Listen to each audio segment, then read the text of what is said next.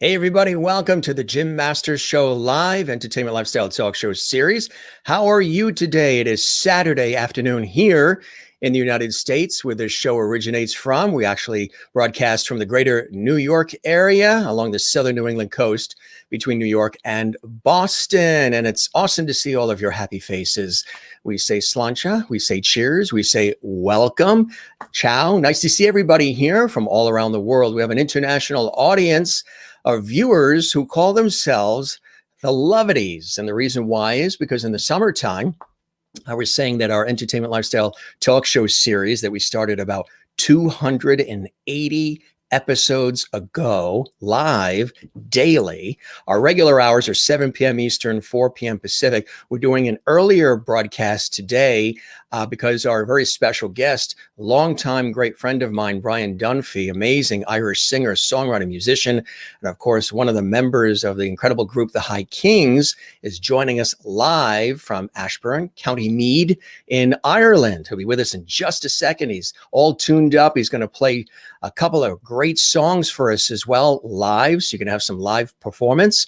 We're going to have some great Irish crack and great chat. This show, I was saying in the summertime, is about light, love, and levity. And I said love and levity a little too fast. And all of a sudden I said levity. When I said levity, the viewers went wild. They said, my God, we love that word. We love the word levity. So we sort of coined that word, branded it with our show. So the viewers that are watching from all around the world call themselves the Lovedies. Now, if you're a new viewer who's watching live right now, or you're going to watch this later on demand on our YouTube channel at Jim Masters TV, you're also a Lovedy. And all of the viewers are going to welcome you as a Lovedy as well. They're going to welcome Brian as a Lovedy. They call me Mr. Lovedy, and they call our studio here Lovedy Hall. I think that's pretty cool because the world could use a little more Lovedy about now, wouldn't you say? This show, this entertainment lifestyle talk show series, is sort of patterned after the old school talk shows that you may remember with some of the legendary presenters and hosts, where they spent time with people, where they really had inspiring conversations, laughs. You always learn something. They don't rush through the actual conversation. We don't even call it an interview. We call these conversations that I have with amazing people from television and film, as well as Broadway, Hollywood, music, international artists, international guests. We have scientists, health and wellness experts. We've had culinary artists and chefs, sports people, comedians, authors, inspirational people. It's a variety show, an entertainment lifestyle talk show series that we treat not like a podcast or a stream. We actually treat this like a television show. It's produced like a television show because that's where my background is. I'm a television and radio personality, presenter, host, journalist, actor, writer, producer, stage MC, and voiceover artist. And been doing this work for a long time. And Brian and I first met along with Darren Holden and all of the High Kings when I interviewed them when they first came over to the United States, and they had their very first concert special on American television, and that was on PBS, public television in America. And we all stayed friends with the High Kings and Celtic Thunder and Celtic Woman and so many of the Irish artists. So each of them have been popping on our show, the Jim Masters Show Live, and it's been brilliant. It's been fantastic. So he's going to be with us in just a second. He's all tuned up. He's all excited. And we're really, really excited to have him here. We've been really talking about this for a while. And we had Darren Holden, his great buddy and my buddy as well, on a few weeks ago. If you missed that episode, check that out. That was really great. Nathan Carter was also on the show as well. All of the Celtic Thunder guys, Celtic Woman, Phil Coulter was on, Sir James Galway was on the Jim Masters Show Live. You can see all of those archived on our YouTube channel at Jim Masters TV. And we would love it if you subscribe to our YouTube channel, Jim Masters TV.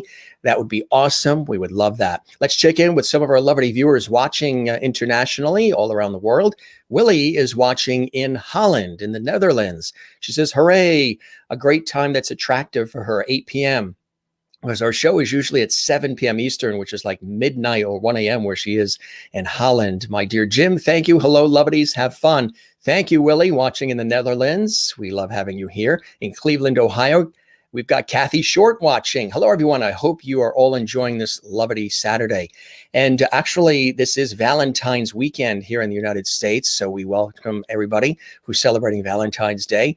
I'll be back tonight at 7 p.m. Eastern with a very special Lovity Valentine's episode, host chat, viewer chat episode tonight after this show. We're going to enjoy that together. So good to see you, Kathy in Cleveland.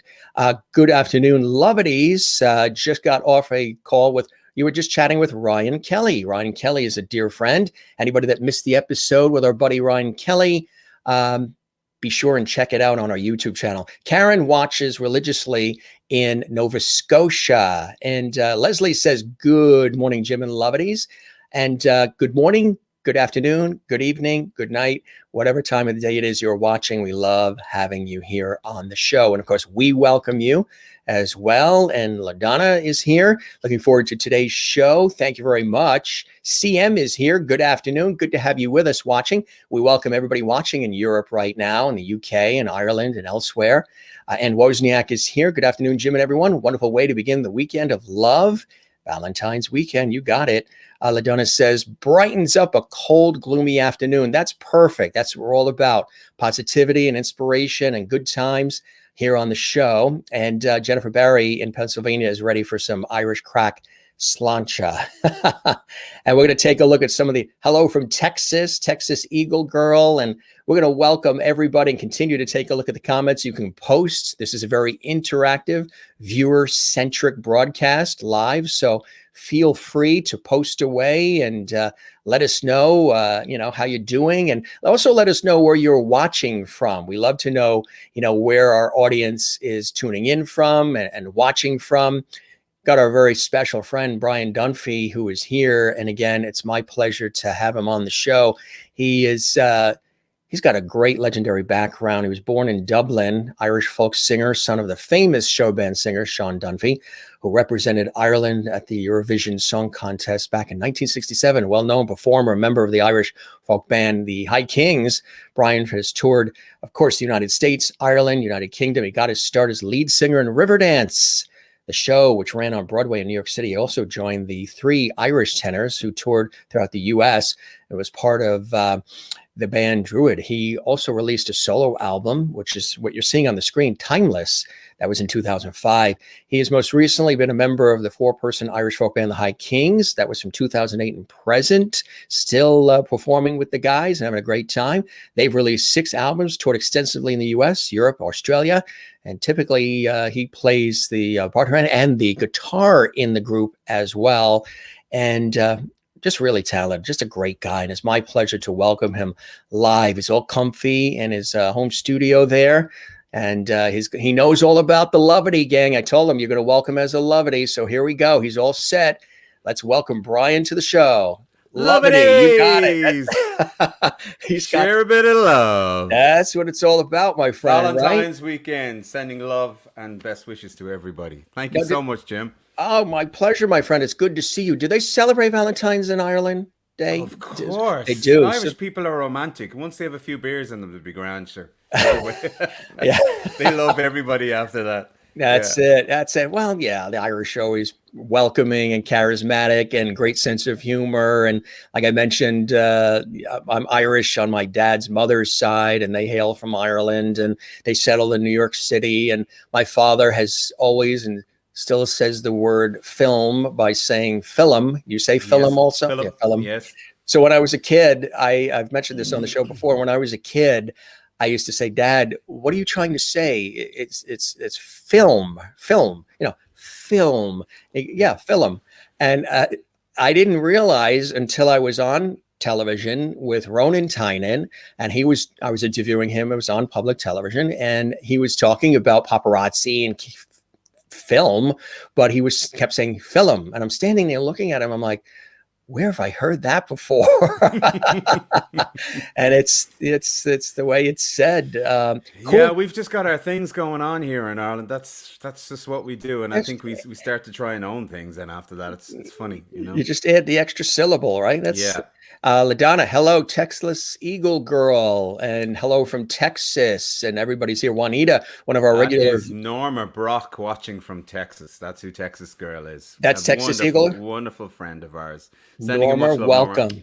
Yeah. Yes, we love you, Norma. Thanks for joining us here on the show. It's awesome to have you, and we welcome you, Norma, and also one of our regular Lovity viewers here on the Jim Master Show Live from South Africa, Juanita, is saying hello, Jim, and all of our Lovity family. She's welcoming you to the show as well. Now, Jennifer Barry, whenever we have any Irish guests on the show, she always gets, and as she says, she's watching in Allentown, Pennsylvania. She goes, I got me Jameson Irish whiskey ready, slancha.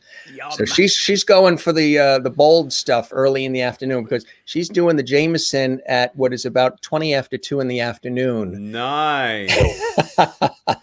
Jimmy and Ice, or Jimmy and Coke, or whatever she's having. Yeah. Bring it on. I like that, Jimmy and Coke. Cheryl is watching. Hi, everyone, from a very cold Iowa. Good to see you as well. And Cheryl, an absolute sweetheart of a girl. She is just one of our biggest fans. She has traveled through America to come and see us. It doesn't matter where we are. She'll be at every single show. We couldn't thank her enough. She is just one beautiful lady. Isn't that amazing? I tell you, so many people do that. And I think that's a beautiful thing when they, when you create an atmosphere and you make people feel welcomed and comfortable, and you entertain them, and you respect them and they respect you. Mm-hmm. I concur with my work in television and radio. You develop a fan base, a following, viewers, listeners, performers as well do. When you respect the audience and you respect all of these fabulous people that are even watching now, we're sort of merging a couple of worlds here. The viewers who know me from television and radio, the viewers who watch this series, your fans as well, and your group of diehard fans that are watching and commenting. We're sort of blending this together in this world of Lovity.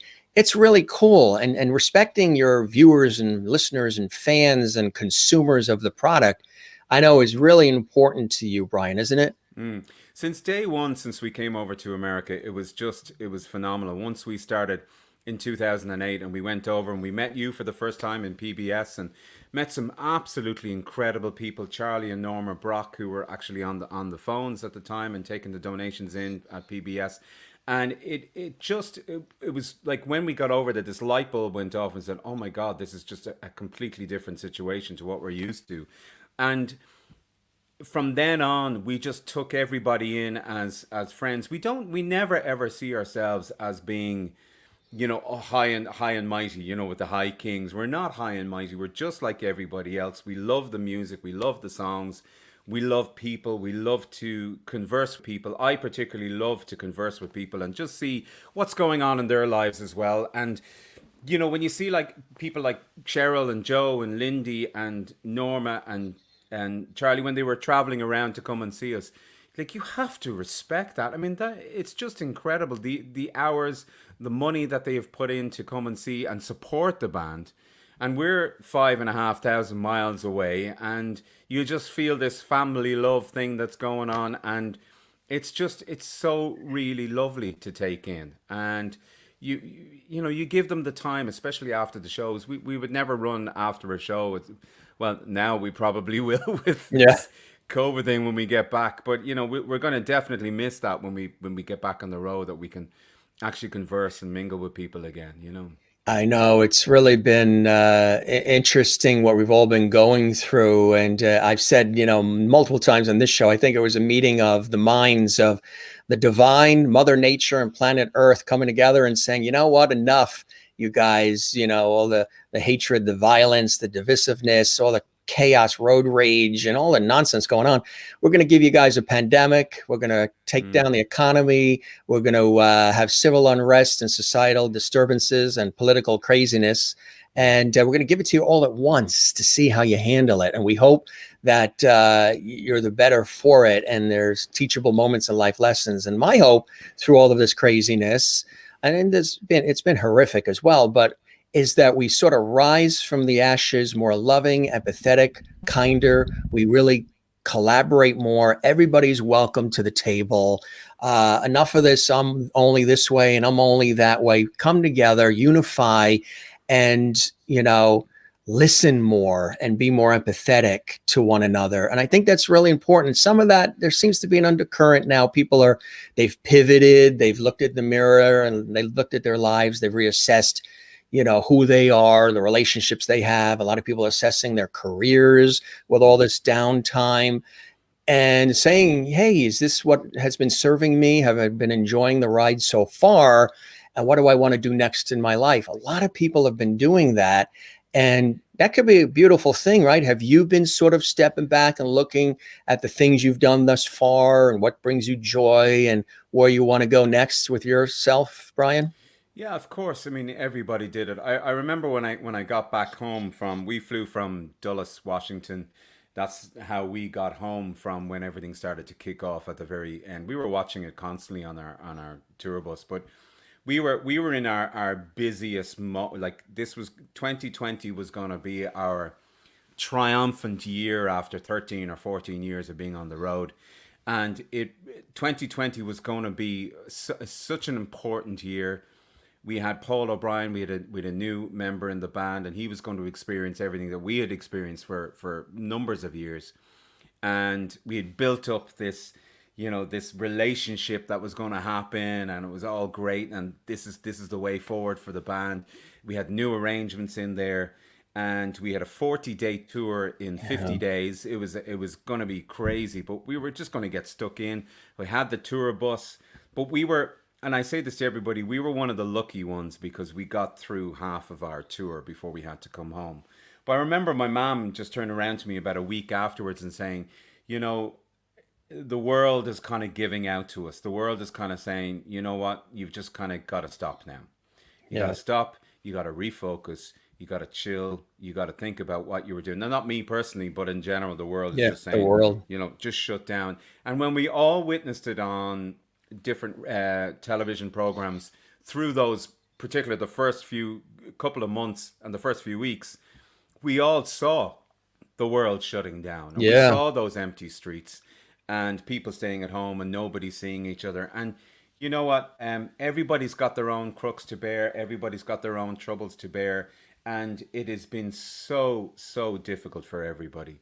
We're nearly a year. Everybody's nearly a year into this.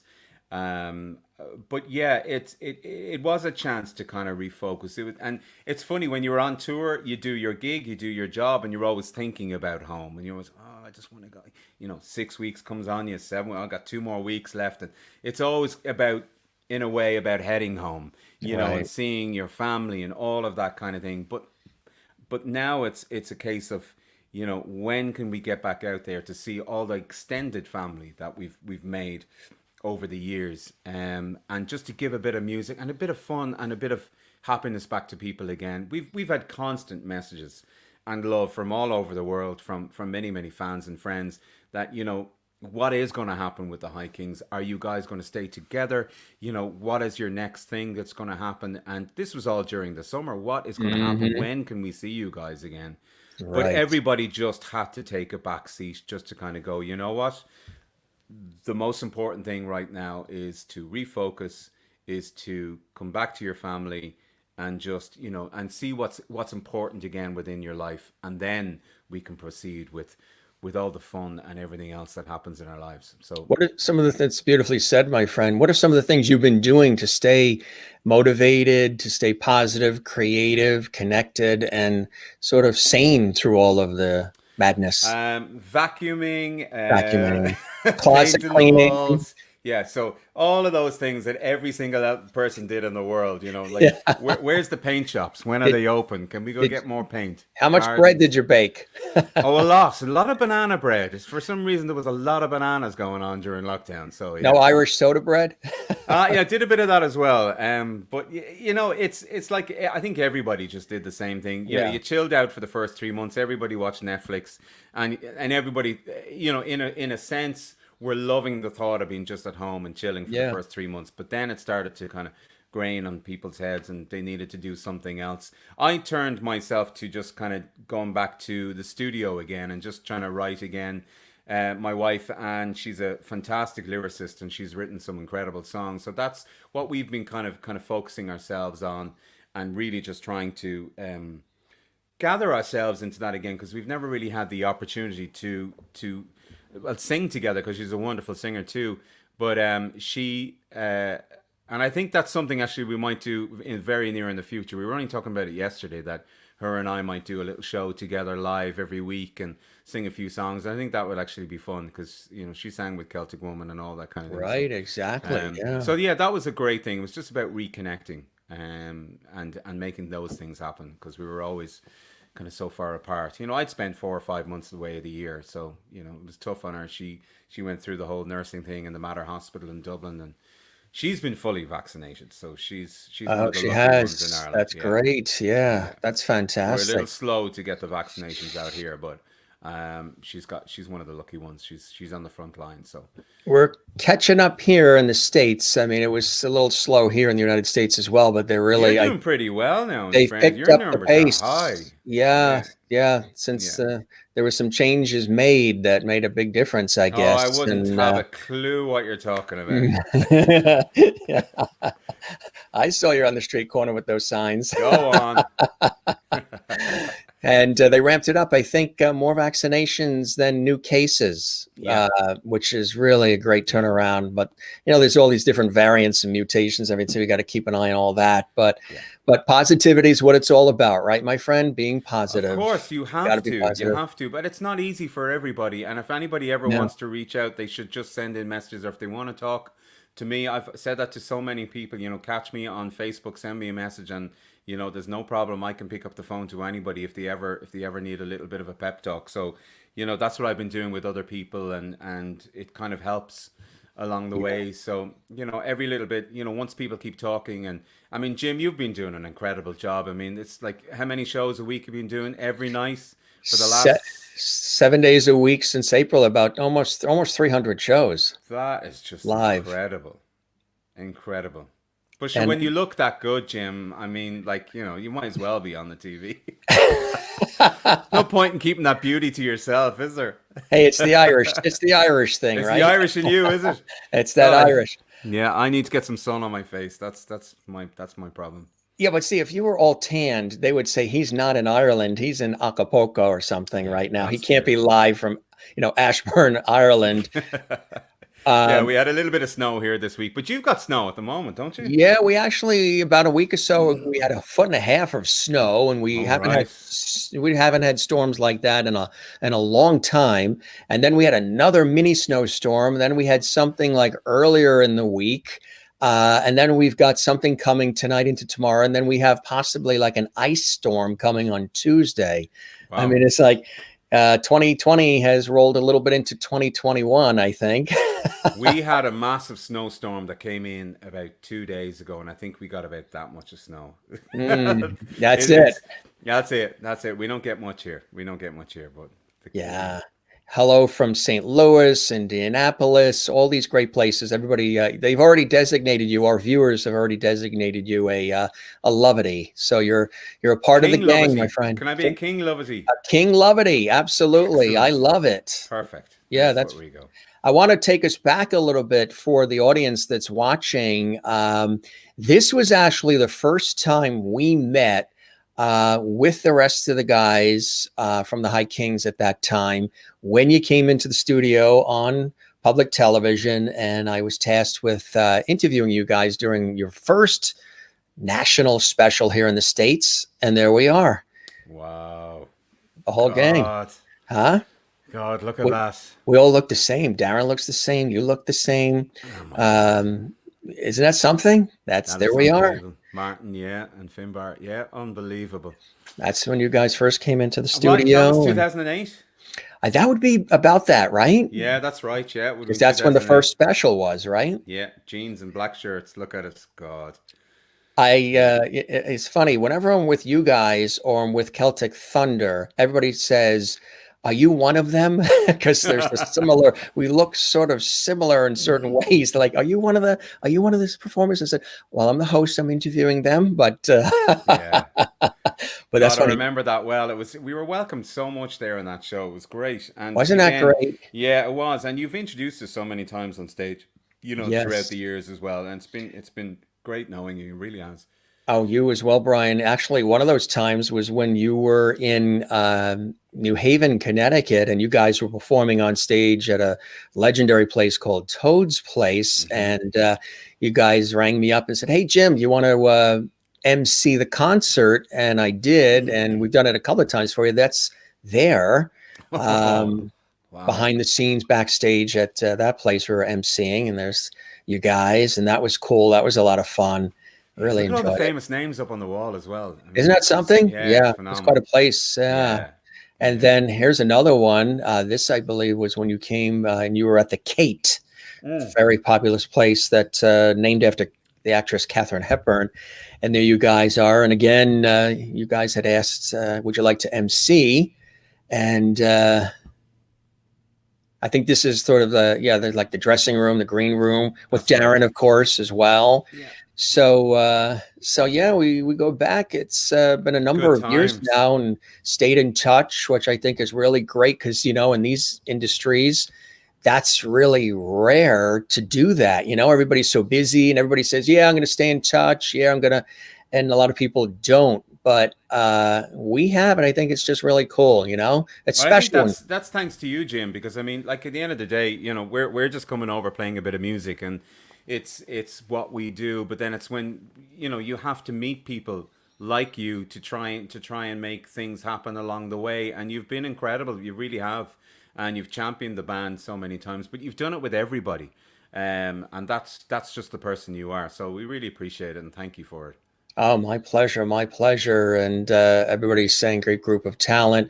In those photos, they're saying Finn has hair. I knew somebody was going to bring that Of course up. they would, but you know what? He looks great with no hair. In fairness Yeah, to him, yeah. yeah, I keep slagging absolutely. him about it, but because I'm doing COVID here at the moment, so yeah, Well, no to be barbers open, nothing. no, and to be quite honest, I mentioned it. Well, you saw it on Lynn Hillary's when Lynn Hillary was with us last week. Um, that if I was to release the thing that's holding the hair, see in the back there, Class, yeah. uh, it comes down to here. I haven't had it cut since March, All and right. now it's the longest I've ever had it. I haven't had it cut since March, and now it's become a challenge. Now I'm like, you know what? Let's see if we could do a full year. I got to make it to March, middle of March or end of March to see how long I can go without cutting it. Yeah, And so it's actually pinned back yeah, there. it's And cool. what a pain in the neck that is to try to, I don't know how the Yeah. people do it, I tell you. Well, I've had But to take all mine, and it's all up and long, so I've just had to put it to the side. So normally this would all be chopped up and sticking up, and sure. yeah, Listen, it is what it is. You do what you do in times of madness. of madness and duress, Yeah. absolutely. So let's go back a little bit too. You obviously come from a legendary background when it comes to music and performance, and one of those people, of course, dominant and very important in your life, your dad, Mm. Sean. Um, for those who are watching, maybe in other countries who aren't as familiar with the legend of your father, the love you have for your father, of course, and your family, and he for you, performed together, just a brilliant, a national treasure in Ireland, if not in Europe. Tell us about your dad, and tell us about the legend of your dad, but also tell us about Sean Dunphy as your father. Yeah, Dad was born in 1937 in Dublin, and he, I suppose, in his late teens, went over to England to start to work, and it was there he actually met my mum, and she said, "You know what, Sean, you've got a lovely voice. Why don't you go for an audition?" So he went for an audition in London, and he started working. as a singer. He was working there on a lot of the roadways, especially up in Hammersmith in London, and he started to sing there and came home and joined a band. And in that same time, they turned around and said, "Well, would you like to perform in the Eurovision Song Contest?" And he sang a song called "If I Could Choose," and this was in 1967. And he just had this gentleman way about him. Yeah. There was no what's the word I'm looking for? Ego or Yeah, exactly. And narcissism he or just loved music so much. He when he was a young fella, like he used to spend a lot of time actually over here where I live in Ashburn in Ireland, and he used to listen to the radio all the time. He listened to some beautiful singers back then, and he could learn all his words through that. And it was an incredible knack that he had. If he only you don't have to hear it once, and he'd know the words. He was a big cowboy. All the Western movies, he used to watch all of those. He was a big fan of all of those, and learned all the songs from the movies, and went to the cinema. And he just took it into when he got older and started doing all the country songs. And he just had an incredible career. He had number one hits, Pal of My Cradle Days, When the Fields Are White with Daisies, Michael Collins, Pal of My Cradle Days, If I Could Choose. These were all Lonely Woods of Upton. These are all 9 weeks at number one. What a career. I was born then a few years later in 74.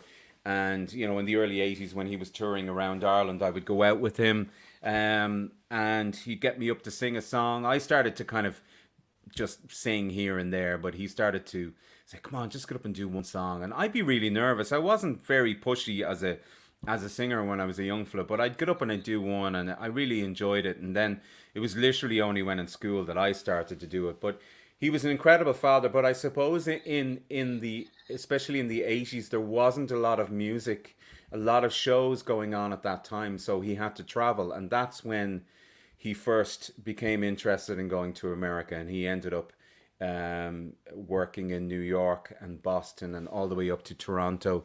And he absolutely had an incredible time, and so many people took him in, and just became a little bit of a legend on the East Coast in all of those areas. He did all the Irish festivals during the summer, and I got over in '84. That was my first experience of America. He was doing a 2-month tour, and we went all the way up to the Catskills and Gavin's Golden Hill House. In East Durham, spent a month there. Then went down to New Hampshire for a couple of weeks and did a couple of weeks in New York, in Manhattan, and that was just an incredible experience for a 10-year-old. Shall I say that I ate maybe too much ice cream when I was there, and had never had anything like it here in Ireland. But he spent quite an awful lot of time in America because there really wasn't anything happening in Ireland at the time. So he just said, "Look, that's what I've got to do." And we used to collect calls, from America back to Ireland because, they were hugely expensive to get even phone calls back to Ireland at that time. And he just wanted us to let us know that he was safe. And it was a tough time for him. I couldn't imagine how he felt, even knowing that he had to do it. He had to go and work as hard as he did. Singing and doing 5 or 6 hours a night on stage is what he used to do, and he had some incredible albums. I have a couple here that I took down. This is Sean Dunphy of the Hoenowns, If I Could Choose. This is one that I have. Some great songs there. Come to the Bower, Talking, A Wonderful World of My Dreams, The Black and Tan Gun. So he was asked to do a lot of the Rebel songs as well. And I have this one. I think this picture was taken quite close to me actually. Sings Your Irish Favorites, and actually somebody gave me this one. He had a signature. This is from a good friend Kathleen, and he had this signature where he just put the face and the D, and that was signed in 1981, and had some great Irish tunes in there. Eileen Og, Mountains of Mourn, Remember You Loving My Prayers, Star of the County Down, Bull of Og. They're all in there. So some classics. So it's no wonder that I kind of I got the bug for it, and he was a wonderful father to all of us. And when my own son Sam came along, he absolutely adored him. And of course, Sam used to sing his big song "If I Could Choose" with Dad all the time, and he just loved it. He just adored Sam because he he was starting to sing with him all the time. And yeah, so when he passed away in 2011, it was a shock to everybody because it was a sudden passing. But Yeah. you know, he's going to be remembered in such a legacy that he's left behind. Some incredible songs. He had this big, deep, rich, Yeah. velvet voice. They kind of called him Yeah. the Irish Jim Reeves. Yeah. And yeah, so I've taken on a lot of.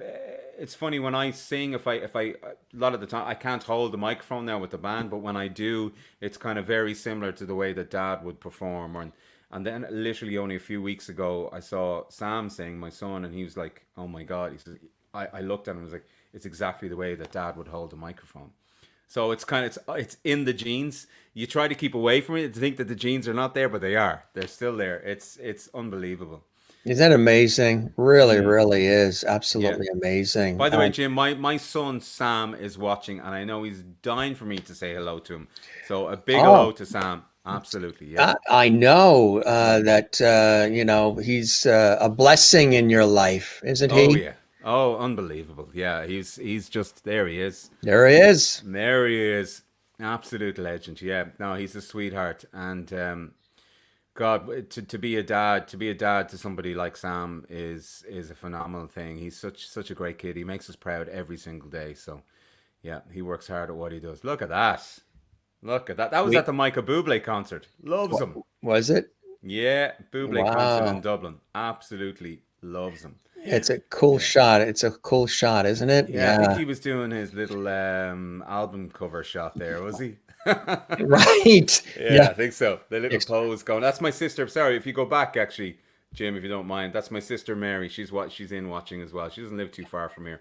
A wonderful singer as well. She's been on TV a good few times, so Great shot she's a with, class singer. Yeah. well, family is very important to you, you know, as Oh it is yeah. to me too. Family is, There she is. that's, There's the Queen. that's a great shot of the two of Yeah, you. yeah, she's gorgeous. She's Is she just whispering in your ear? I think we were Looks a little bit like that, right? Yeah, yeah. I don't know what she was whispering. I know we were actually it was a little gig we were doing in Dublin actually. The High Kings. We were sitting down having dinner. But our one chance to go out, which is not very often, but when we do, we just have the best. I met her when I was 18. I was going in for an audition for a show, and she was sitting on the windowsill in this big Georgian room, and the piano player was there, and he was ready to play the song. And I just looked over and I saw her and I went, I just, if there was, I know I shouldn't be saying this, but like, if there was, we always talk about love at first sight. It was like, I can't tell you, it was like lightning just went off and I was like, oh my God, it was just, yeah, phenomenal. Yeah. So here we are 20 something years later. So Mm. yeah, incredible. Yeah. We did our research. We do our You research did, yeah, here. you did, We're 2002. professionals. Yeah. That's nearly 19 years ago now. My God. Mhm. And where Yeah. was that? Where did the ceremony That take was in place? Dublin. Yeah, that was in Dublin. Anne's from Glasnevin in Dublin. And we had literally just come home from Riverdance because we toured together. And we said we were going to get married, and that was the end of that. So we finished up with Riverdance and came home and got married. Yeah. Mm. Everybody's saying they love the pictures. Love your love story. Beautiful Yeah. family. Thank you. Hey, hi, Sam. You have a lovely family. And that's the key. That's what it's all about. That's, you know, that's what all the work is for, right? It is. Family and You yeah. know, that's what it is. And I think it's important. Like, we spend an awful lot of time on our own when we're out on tour. You know, you do your walks and your whatever. But like, if you could just try and share it all together, and I think there's definitely room for that for the future, that we will share all these things together, because that's what the most important thing is. Absolutely. It really, really is. You mentioned, you know, and there was lots of comments coming in, people saying, they're asking how's Sam doing, if he's doing well and everything's great with Sam. So they're Yeah, sending love to Sam. he's doing really, really great. So thank you for all your support over the last few months. So thank you. I appreciate it. And a lot of folks commenting too. They've already welcomed you as a Lovity, so you're set. You're a Jim Master Show Lovity, King like Lovity, come like on. a King Lovity. Like I was saying, there's Emmy Awards, there's Peabodys, there's Oscars, there's Emmys, there's Grammys, there's Tonys. But when you get a Lovity from the Jim Masters show live, it really, you've worked all your life for that, haven't you? Are your feet tingling right now? They are. I want something to represent it though. So you're going to have to come up with something. We're gonna I see have two nice awards on your right hand shoulder behind you. Television awards back there. Yeah. Listen, you see. You want me to ship one to you? And we'll just write Lovity on it? Yeah, perfect. Just a little heart, fine. Exactly. The one thing that when Lynn Hillary was on, Lynn Hillary really gave you props. She loves you. She just thinks, it's almost like a brother-sister relationship. And you have this wonderful relationship also with Darren, which is amazing. Now, when Lynn was on, she was talking about, we had showed a photo of you and her in Riverdance. People might forget that you were in Riverdance first before the High Kings and everything. And when you were performing, she had mentioned, and she was very open, like all the guests are. They feel comfortable and they open up about their lives on our show. She said that you were instrumental during those Riverdance times in making her feel really comfortable and at ease, because she wasn't necessarily comfortable and at ease with that in the beginning. And you were there like a dear friend, like a brother.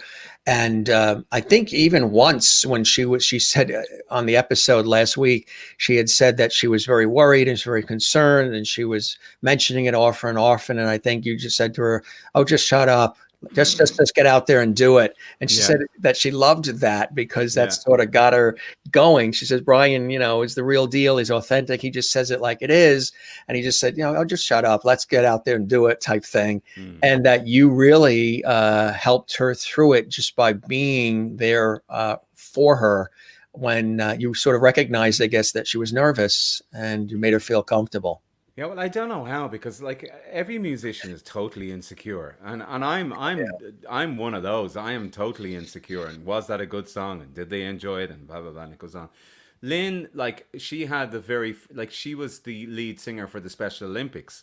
Yeah, and there was hundreds of millions of people watching that, and she got out and she sang it. She sang the song, the Riverdance song, and it was only a few months later then that we started to do the Lift the Wings together. And I had done it for obviously many, many years, but her and I just hit it off straight away. I mean, she's just so funny. I call her Ditzy Lynn, but I shouldn't say that, but she's just great fun.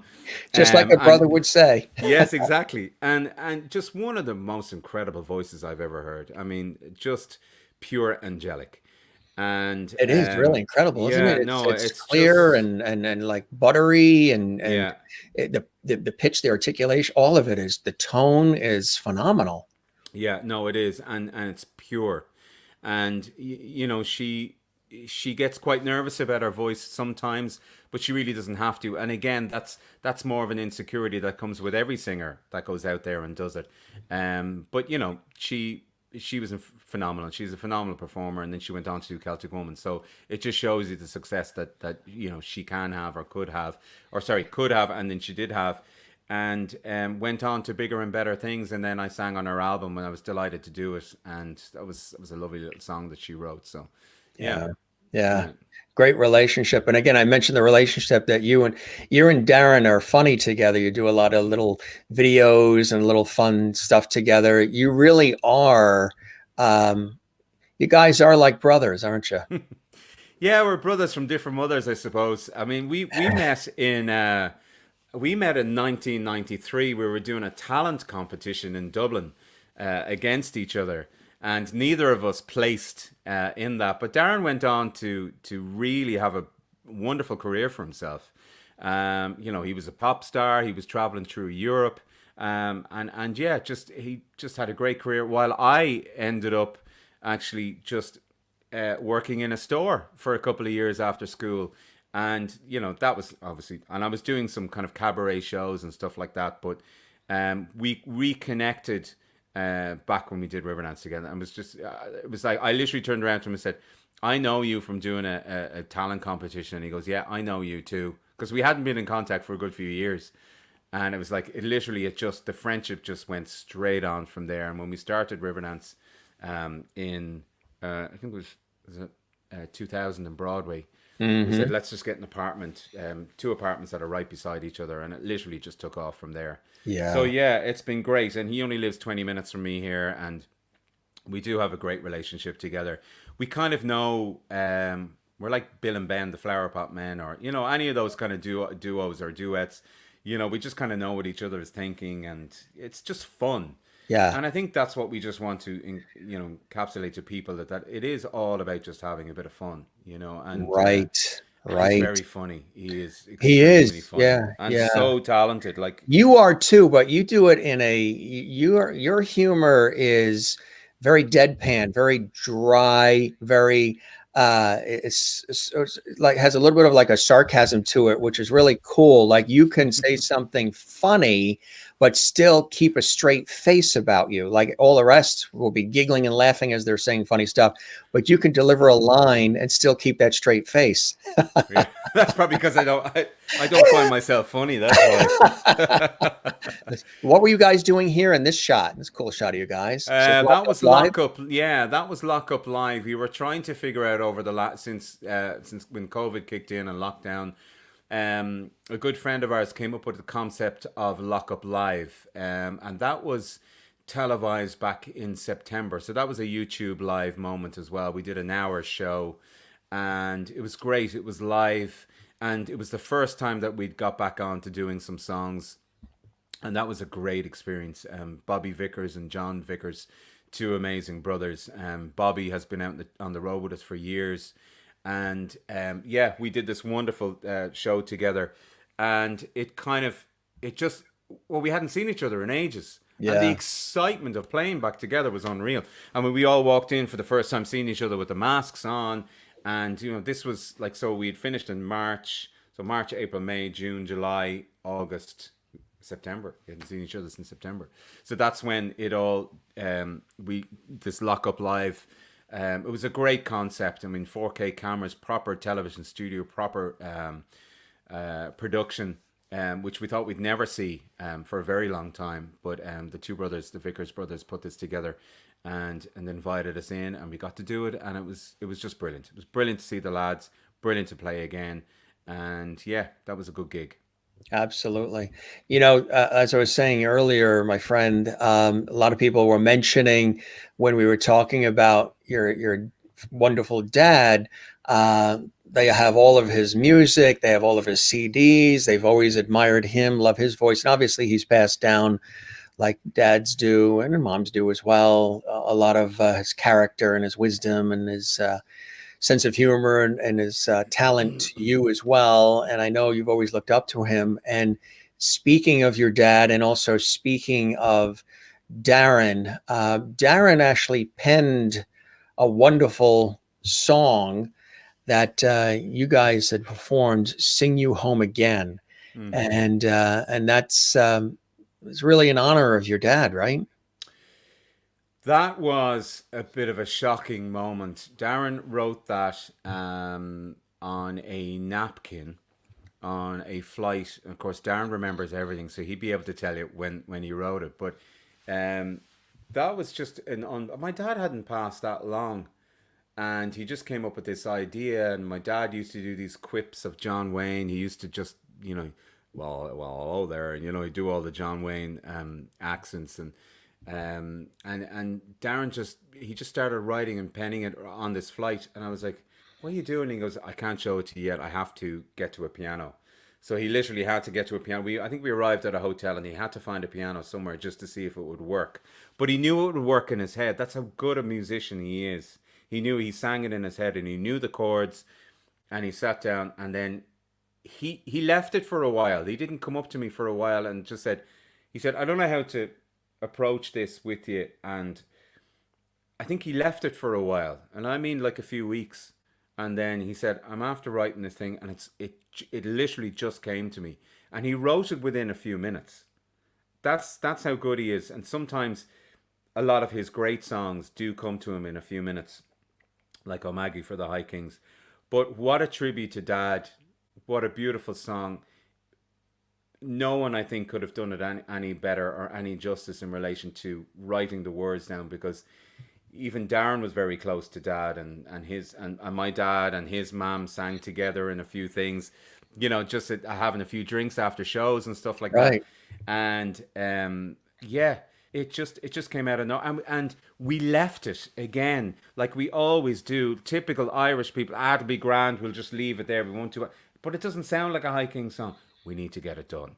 Yeah. You know, that's I think in a way that's what we've kind of we've done with a lot of things. There's an awful lot of things that are just sitting there that it doesn't sound like a High King song.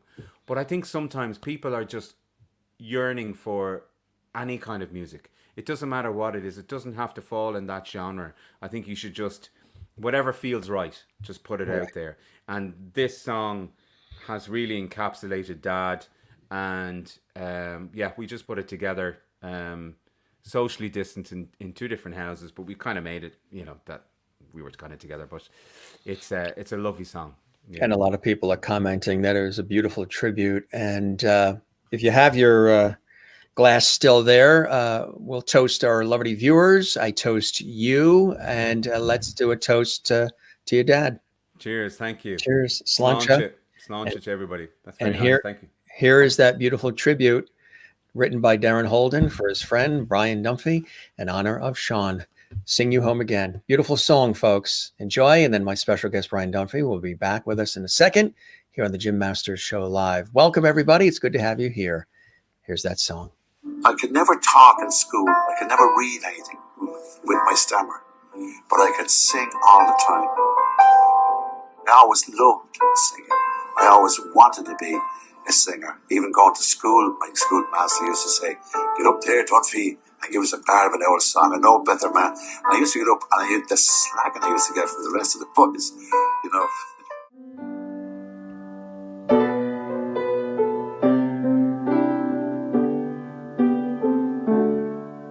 I keep hearing that you've gone to a better place, but it hurts me when I close my eyes and see your face. Were you ready? Or do you think it was your time to leave? 'Cause it was much too soon for me to grieve. How was heaven? Were the angels there to greet you when you came? With open arms did your mama dad reach out and call your name? Are you happy seeing all your old friends from before? I'd love to sit and sing with you once more. When the fields are white with daisies, that's when I still feel the pain. I'd give anything to hear you do your best, John Wayne. If a wish could make the sun shine and a prayer could stop the rain. If I could choose, I'd sing you home again.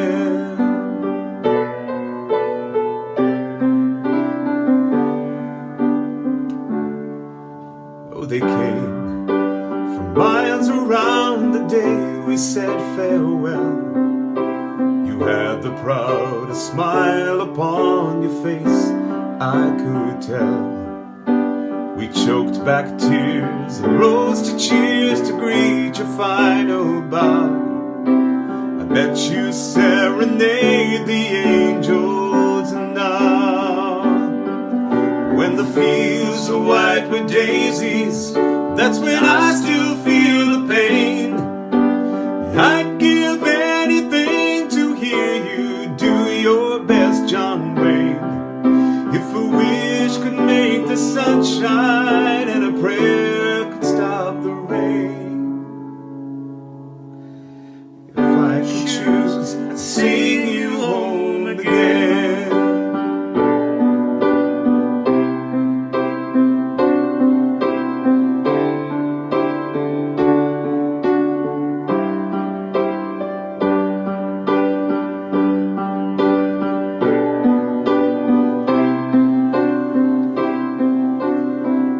Carpenter, he was a great singer, and as a singer, boy, he was a hell of a carpenter.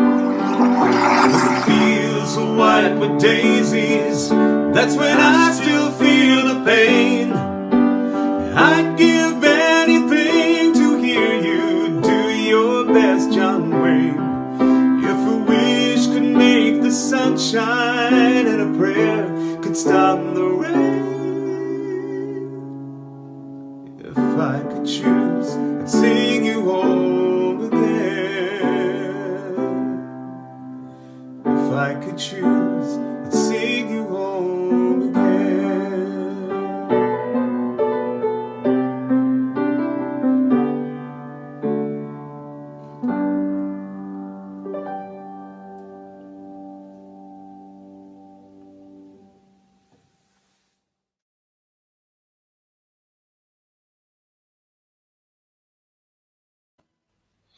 I tell you, that's very touching and very moving, very powerful. I know a lot of people have been saying as they watch that, it's such a beautiful song. It makes me think a little of the one that Phil Coulter wrote that I also think is incredible, The Old Man. Oh, yeah. That's another, and Phil did it live on our show. First time I ever heard that one, John McDermott was actually over here in the States. He had a public television special. I interviewed him and he sang that. That is a really beautiful tribute. And a lot of people are commenting, and that's what you call a real lovely moment on the show. Just amazing, a wonderful tribute to your dad from both you and Darren. That's Cheryl, and Carol says, absolutely beautiful. You really need to record it and release it. Yeah. So beautiful. Mary Bishop and Jennifer Barry, good magical song. She misses her Irish daddy, and he's alive in her heart. Thank you, Jim and Brian Slancha as well. And Landana says, incredible tribute and so perfect for Brian's voice. Thanks to Darren, and prayers for Brian in, of course, the loss. Tom is watching in New York. Welcome, Tom. Karen in Nova Scotia says, wow. Reyes says, can see this being sung at many a funeral. It's beautiful.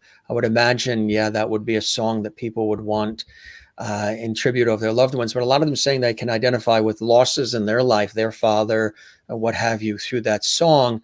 Most beautiful. Yeah. What a great tribute. A lot of people have actually said that just in relation to the song. It's very much about Dad. I suppose you can change the words a little bit, like the chorus, when the fields are white with daisies, that probably a lot of people don't recognize, was actually one of Dad's biggest songs, When the Fields Are White with Daisies.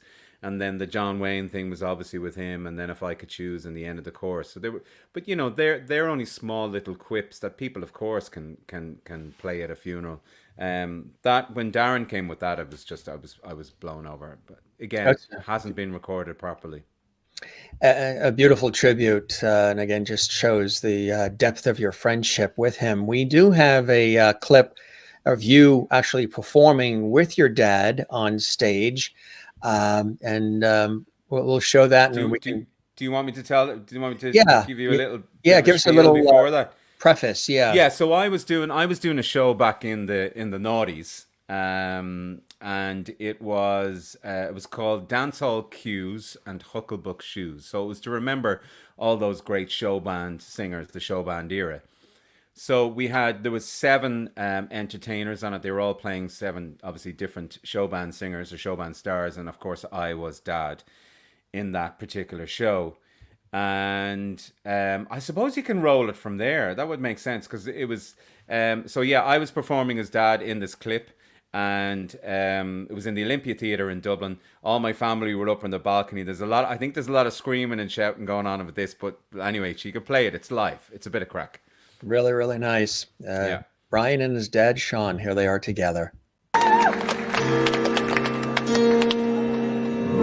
envy my hands of clay, the white girls calling on the saucy air. So much to lose, and yet I leave the hills of clay and live in a desert. If I had you there, what would I lose if I could choose? This year,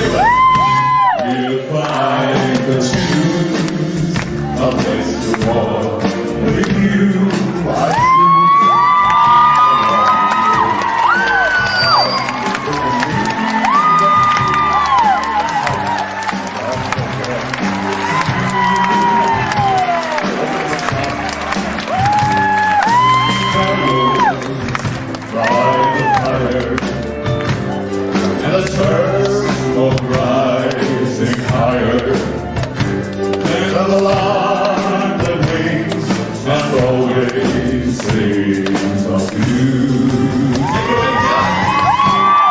If I could choose a time to talk with you, I'd choose the longest day.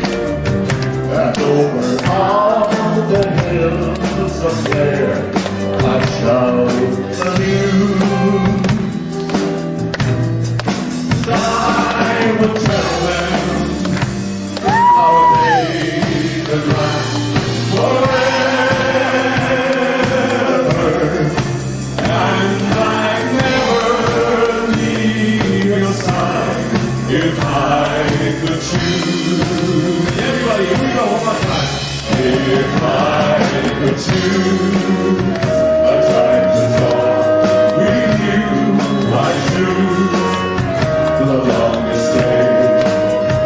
And over all the hills of there, I shall the view. And I will tell them our days will last forever, and I never leave your side if I could choose.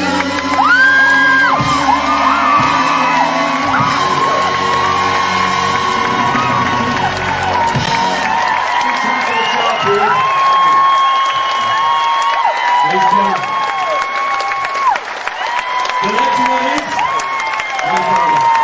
Thank you very much. Give me one applause. This is my show. Thank you.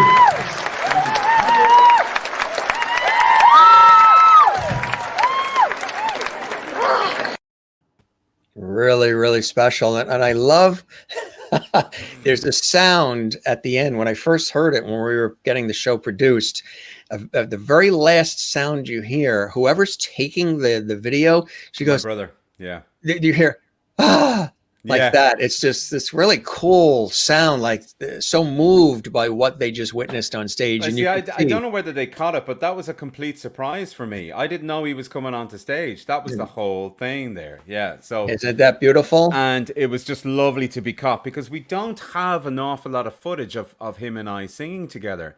And it's like when I think about it now, it's criminal that we didn't do anything together. There's one song that I recorded in the 90s with him called The Meeting of the Waters, which is on his album. And it's a beautiful song, and we did it as a duet, but that is literally the only recording that we ever did together. And it still gets me to today. I did have an idea over the last couple of weeks. My dad will be 10 years gone now in May. Yeah. And do you remember Nat King Cole and Natalie Cole did that beautiful duet? Fantastic. Yeah. And I was thinking of doing the same thing, and like literally, I'm at home here, and I'm kind of going dum dum, what am I going to do next? But wouldn't that be a nice little thing? Get a few of his songs, and do duets on all of the songs, and I think that would be lovely. The issue, I suppose, is maybe I cannot find the tracks that I'd have to be able to do them, but I'm sure there's ways and means. Maybe you and I, Jim, will talk after. Yeah. Being in that industry, maybe we can figure out something. But it'd be lovely to do something like that. I think people would enjoy listening to it. Absolutely. Absolutely. Yeah. We've got a couple of other clips here, and you're going to perform live for those joining us late. My special guest is Brian Dunphy, of course, amazing Irish singer, songwriter, musician with the High Kings as well. Previously Riverdance and so much more.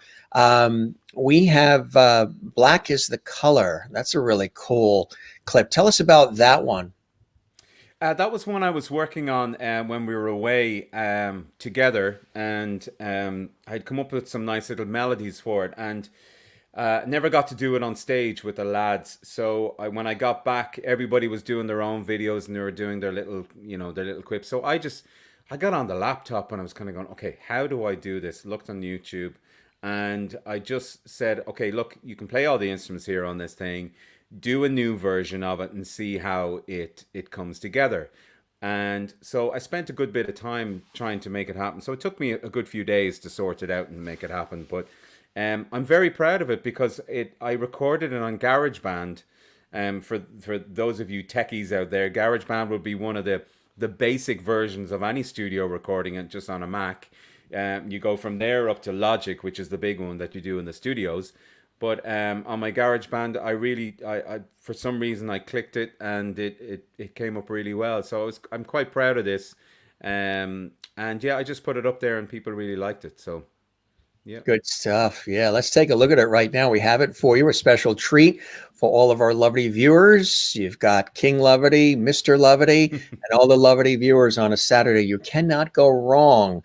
And you know who else is watching and enjoying himself is one of our cast of characters. We have several cast of characters on the show, and one is Mr. George Burns himself. Oh, and he's got his cigar and his drink.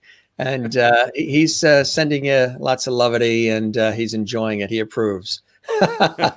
Sweet. Love him. That's brilliant. You can't go wrong with George Burns. No, you can't. No, absolutely not. All right, here's Black is the Color. Enjoy, folks.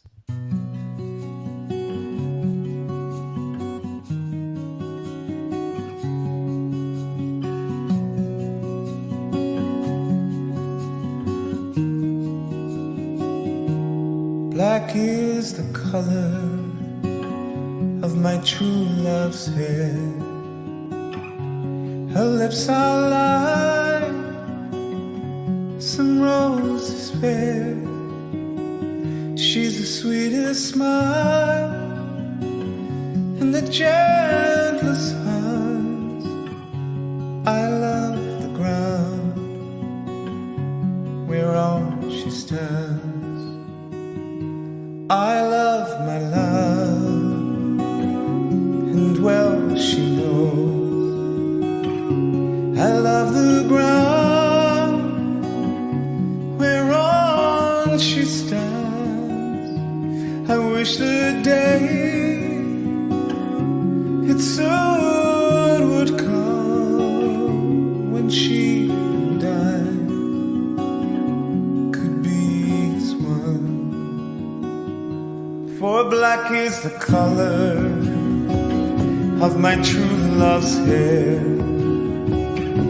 Her lips are like some roses fair, and she's the sweetest smile and the gentlest hands.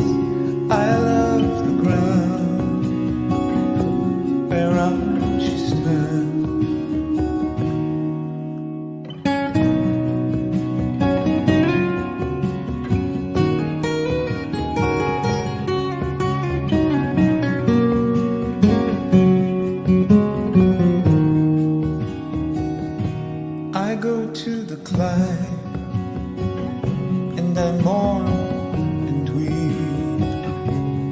Satisfied and there can be.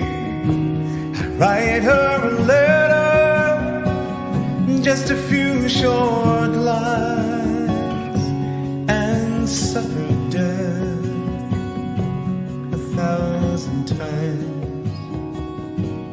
Black is the color of my true love's hair. Her lips are like some roses fair. She's the sweetest smile and the gentlest hands. I love the ground whereon she stands. For I love the ground whereon she stands.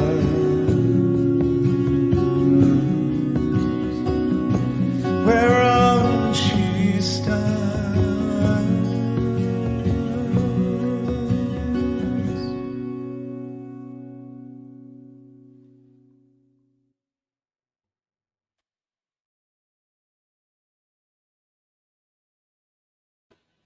Really cool. I love the way you did that too, with all the different screens, a lot of, editing. The song is a really great song, and the comments coming in, my friend, are amazing. What an amazing version in the Sam Dunphy studio. Yeah. How much work behind this video. Great work. Bravo, bravo. Thank you. Fantastic. Wow, amazing from Juanita Johnson, who's watching. Oh my God, I love it. I love this. Deadly. Wow, deadly in a positive way. Yeah, Deadly, of course. It's Deadly. my sister. Yeah, That's Deadly being an Irish thing for being really cool. Exactly right. Yeah. Just like in England, a bloody good time is actually a good time. Exactly, yeah. When I have said crack here on the show, I've had to make sure that I say, we had a lot of Irish crack on that episode with so-and-so, Yeah. that I explain to the audience, so we're not in the papers in the morning, that, Jim Masters and Brian Dunphy did crack on the show the night before. I said, no, CRAIC, that, fun, joy, good times, Irish crack. Wow, such a beautiful song. Wonderful job. Incredible, velvety, smoothly, and yet so emotive. Ooh, I'm going to have to rob that one, Lindy. Thank you. And Lindy, right? Yes, Yeah. I'm being the host, and I'm saying Velvety, smoothly, and yet so I'm saying Lindana, but she says, let him know that it's Lindy. He doesn't know me as Lindana. So there's Lindy. Lindy. Welcome, Lindy. So sweet from Elena.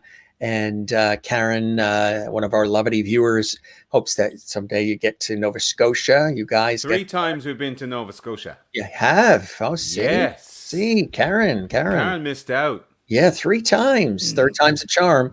Yes, it is. Fantastic musicians. Love this song. Buckeye Schumann says, you have the same velvety voice as your dad. I've seen you live 4 times. Can't wait to see you again here in the United States. Love Black is the Color. Did your dad recognize early in you as a kid the talent? Did he help foster that early on for you as a youth? What were some of those inspirations that you had to become a performer and follow in your father's footsteps in so many ways? Was he a real source of encouragement for you? And were there other sources of inspiration for you early on in your youth, Brian?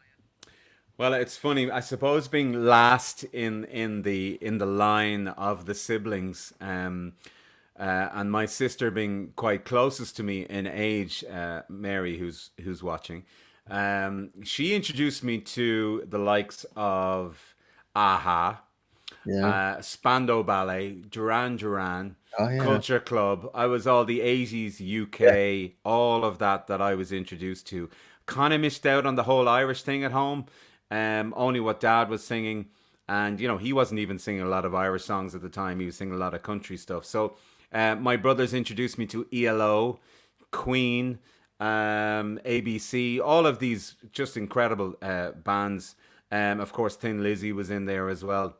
So that was kind of not that it was my influence, but that's what I was listening to at the time.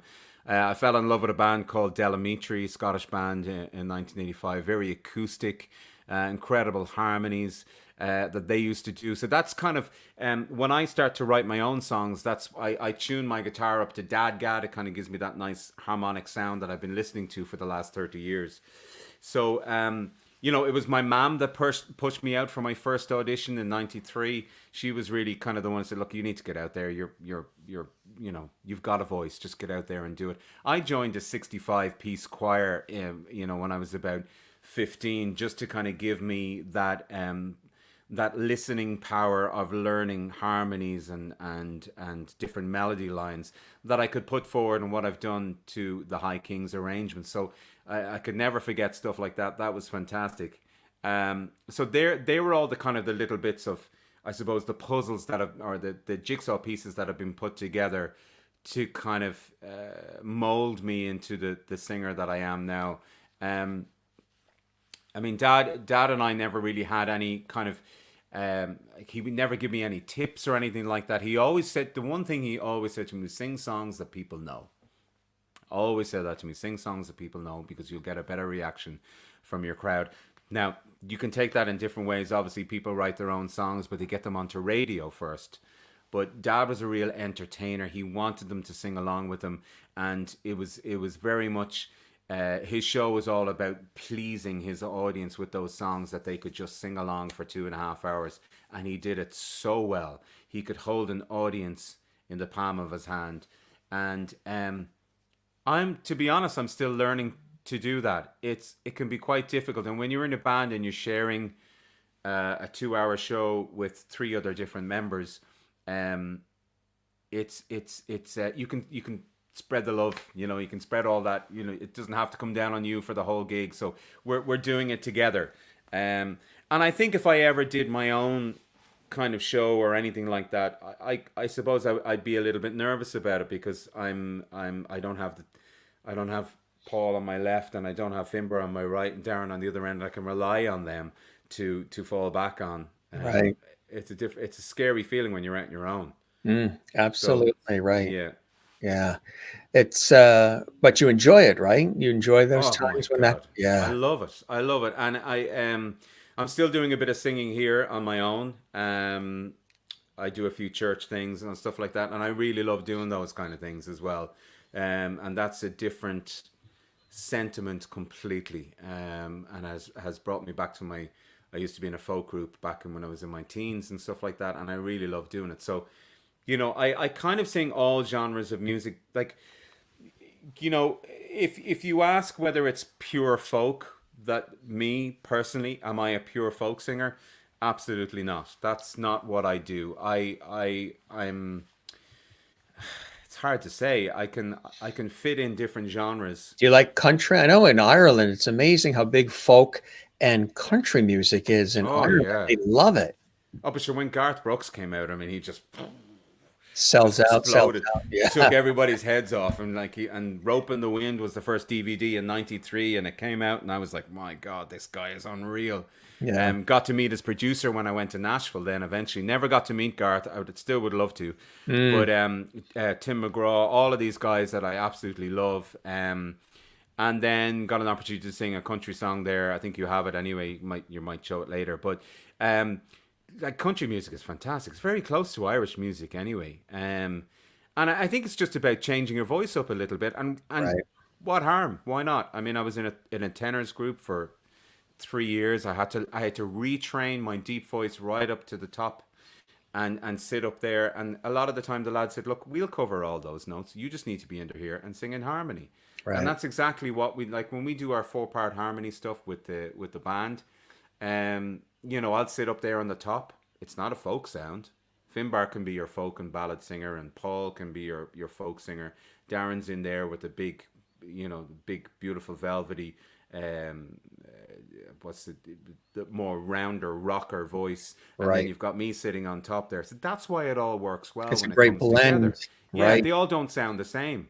Right. And I think, you know, you don't have to be pure folk, is what I've heard a few times. And it's not about that. It's about making a nice sound together, and that's what brings it forward. Love your church stuff, Lindy says. And Buckeye goes, oh, stop. You would do great job solo. Yeah, it's never happened. It's a huge risk to ever take. And I'm enjoying the love that the High Kings are getting. So, you know, that is my forte at the moment. And watching from Skerries, love that as well. Now, I have to mention, and they have sent me a text. They are in my bubble. I have 2 incredible friends. One I have been friends with for 30 years. His name is Johnny. He's over in Costa del Skerries, over on North County Dublin, over that way.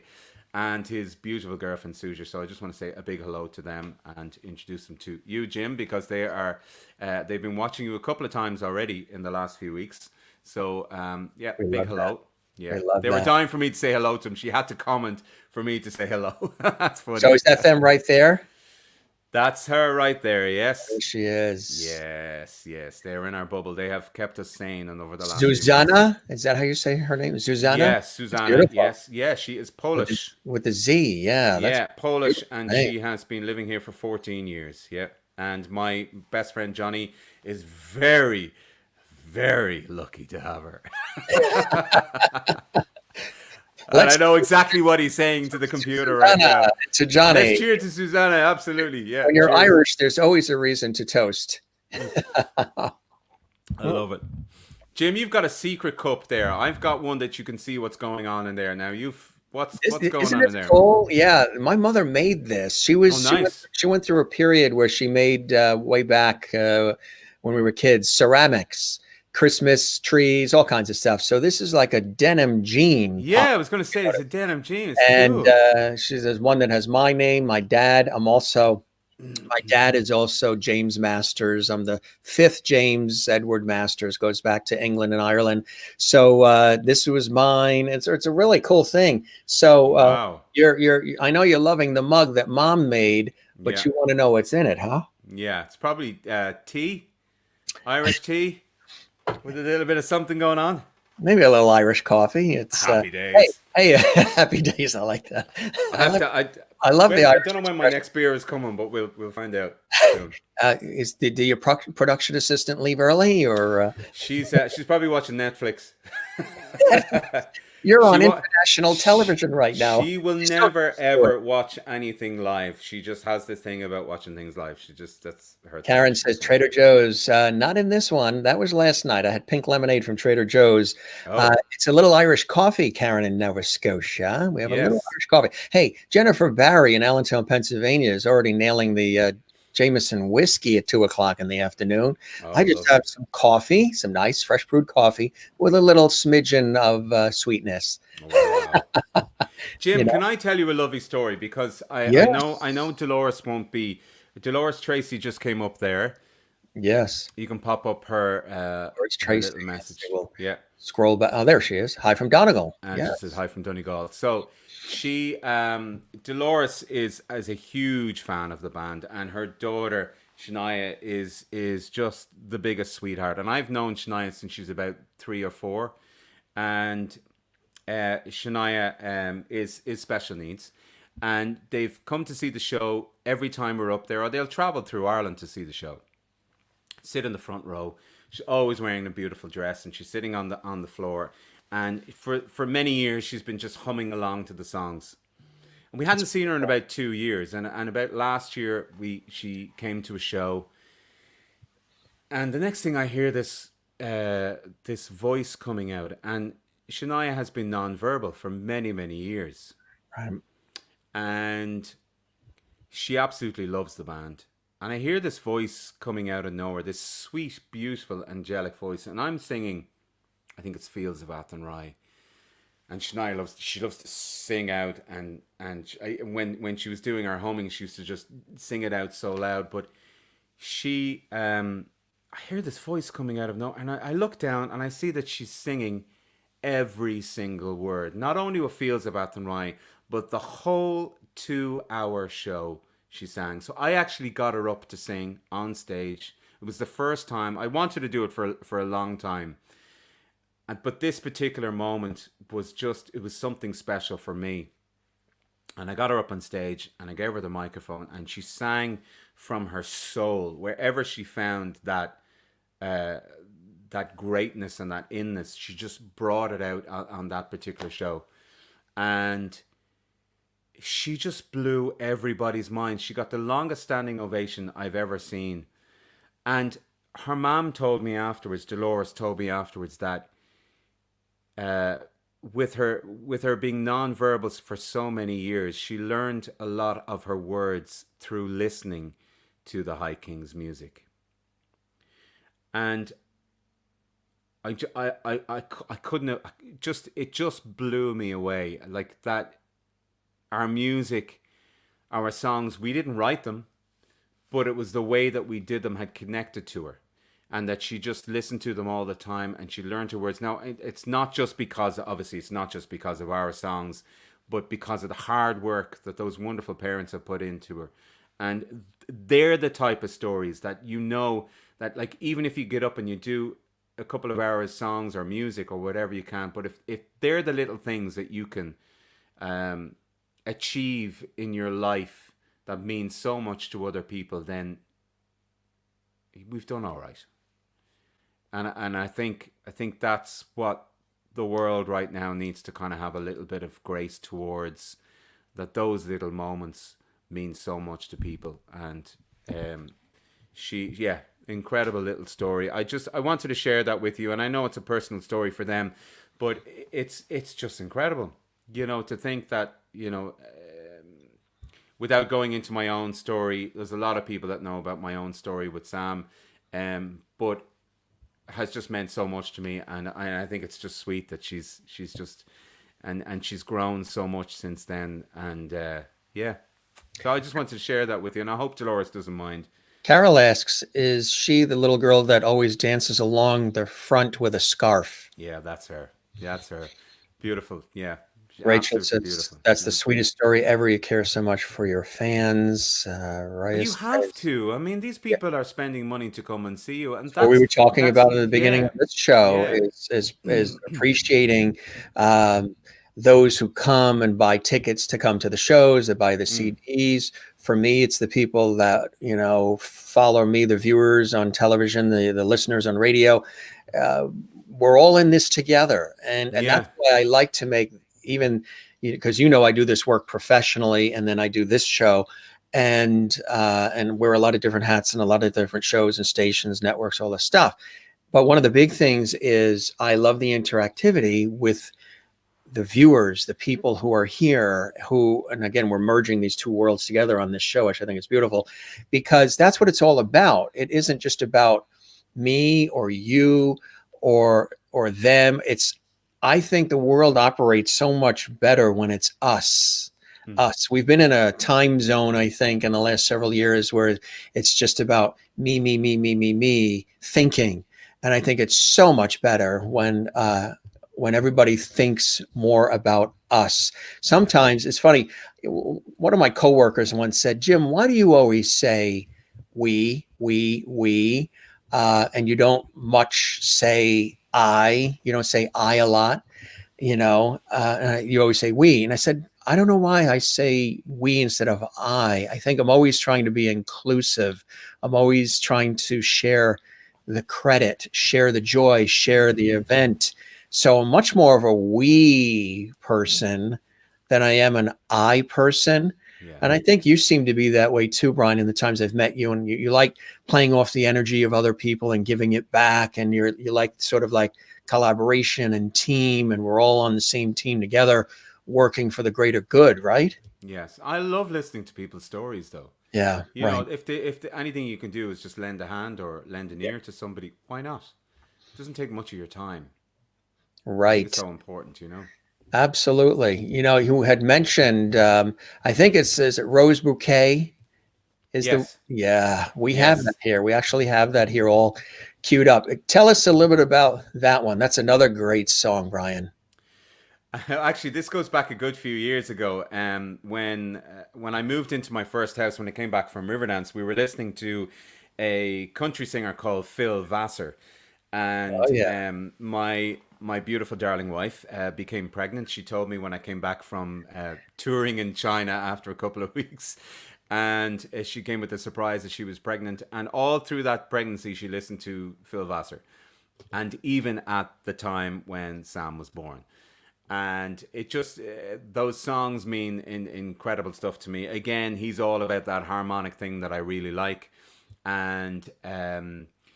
When Mark, who was in charge of the Ivory sessions, when he came up to me, he said, can you sing a country song? I said, absolutely. Went back to Phil's songs, and this beautiful song called The Rose Bouquet, which is one of our favorites. Now, it's kind of a bit of a sad song, but the melody and the heartwarming sentiment behind it is one to be joyed. So I hope your listeners and viewers like it. Just want to show you, Dolores wrote, thank you, Brian. She's saying grace as well. She really misses you. Thank you. Virtual hug. Aww, virtual hug. All right. Yeah, they like to do that on this show too. So here's your virtual hug, everybody. Jim and Brian, the two Irish lads, giving you a worldwide virtual hug. And Ann Wozniak, one of our lovely viewers and Lovedies, Rose Bouquet is my favorite to hear you sing. Well, guess what? Oh. And the Jim Master Show Live always aims to please. And we have it here with the incomparable Brian Dunphy. He's also going to perform live as well. We've got a couple of cool things. Streets of London, he's going to perform a little of that for us live as well. I know a couple of you have mentioned that. And he's got some other tricks up his sleeve as well. So here is Rose Bouquet. Enjoy, refill the glasses, put the ice in, folks. You're watching the Jim Masters Show live. Sláinte, here's Rose Bouquet.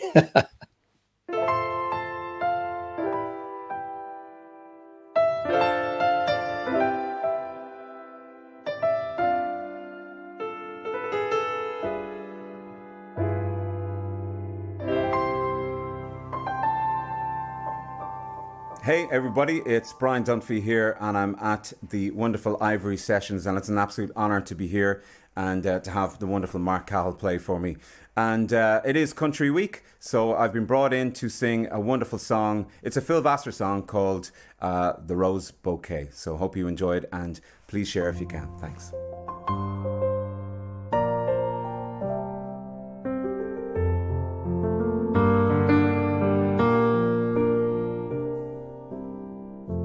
We were something, you and me. Yeah, we had 'em rolling in the eyes. We got it right once, didn't we? We had a shot and missed it by a mile. Forget the bitter end.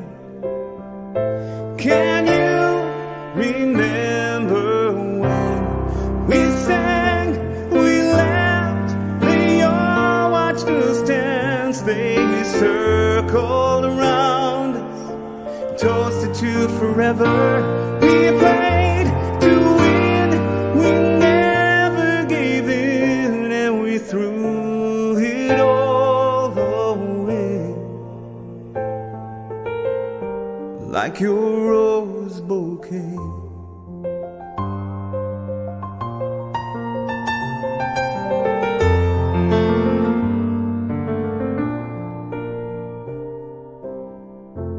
Passion flows like a long white gown, but it ain't easy to keep your love alive. We hoped each other would come around. We used some lessons for better luck next time. How sweet it was back then. Do you remember when we sang, we laughed, they all watched us dance, they circled around us, toasted to forever, we played to win, we never gave in, and we threw it all away, like your rose bouquet.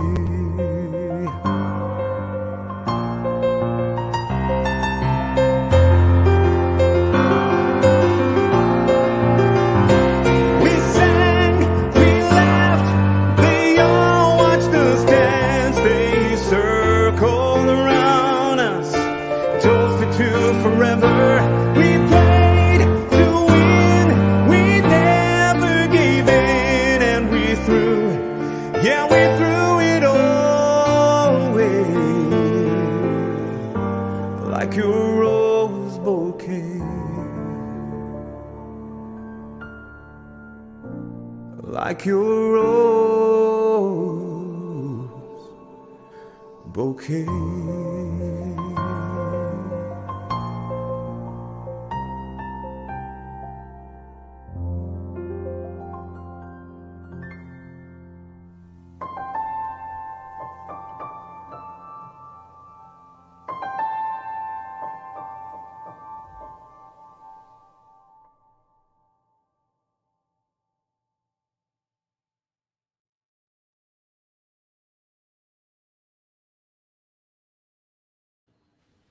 Really nice. What a beautiful version of that. And you guys played off each other so beautifully. That's great. Those sessions like that and with that country theme to it. Tell us a little bit more about that opportunity to do that in that setting, Brian. Yeah, Mark has been wonderful over the last few months. He's been doing the Ivory sessions with different types of artists. I mean, obviously with social distancing and all that kind of thing.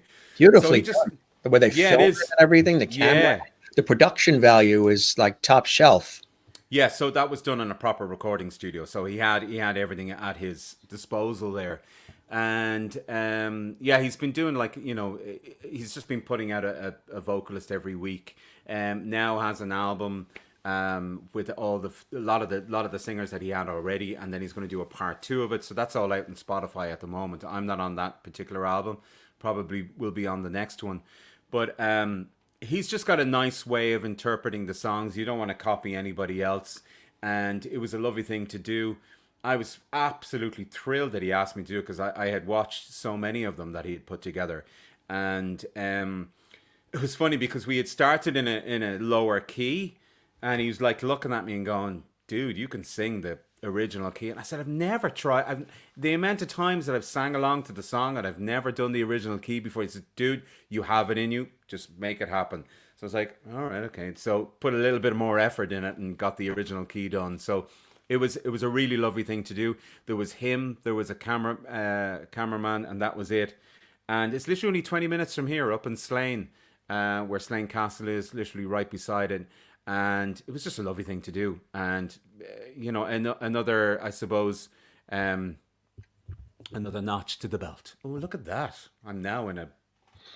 you talk about high-end production value, Brian. Wow. This is the Jim Masters Show live. Definitely thought I was drinking too much there. I know I was somewhere else a few minutes ago. Now I'm at I like that. That's good. I think before we were in Ireland. Oh, yes. And then we were having party time. Oh, God, I didn't even notice that. although I don't see anything changing. Do you see something changing, Brian? What do you have in that beer? Ooh, there we go. I don't see anything different. Is something changing, Brian? Are you seeing? God. Where's your love hearts? I see red, blue. Stop. There's the red. Please. There we go. Oh, that's yeah. There we go. This is what it's like after you had too much. You start seeing. I'm drinking Irish lager called it's Hop House. I know I shouldn't be promoting drink on, but this is called Hop House, made by Guinness. Hop House 13. And I know my mate Johnny is probably drinking one right at the moment. So I don't think do they have that over here in the States? No, you can't get that there. No. Oh, you said that so determined, like we are not going. No. We've exported a lot of Irish to you people in the States. We gave you potatoes. We gave you all the music. We gave you Riverdance. We gave you the High Kings. We gave you. What more do you want from us? Come on. Now you want our Hop House? You're not getting it.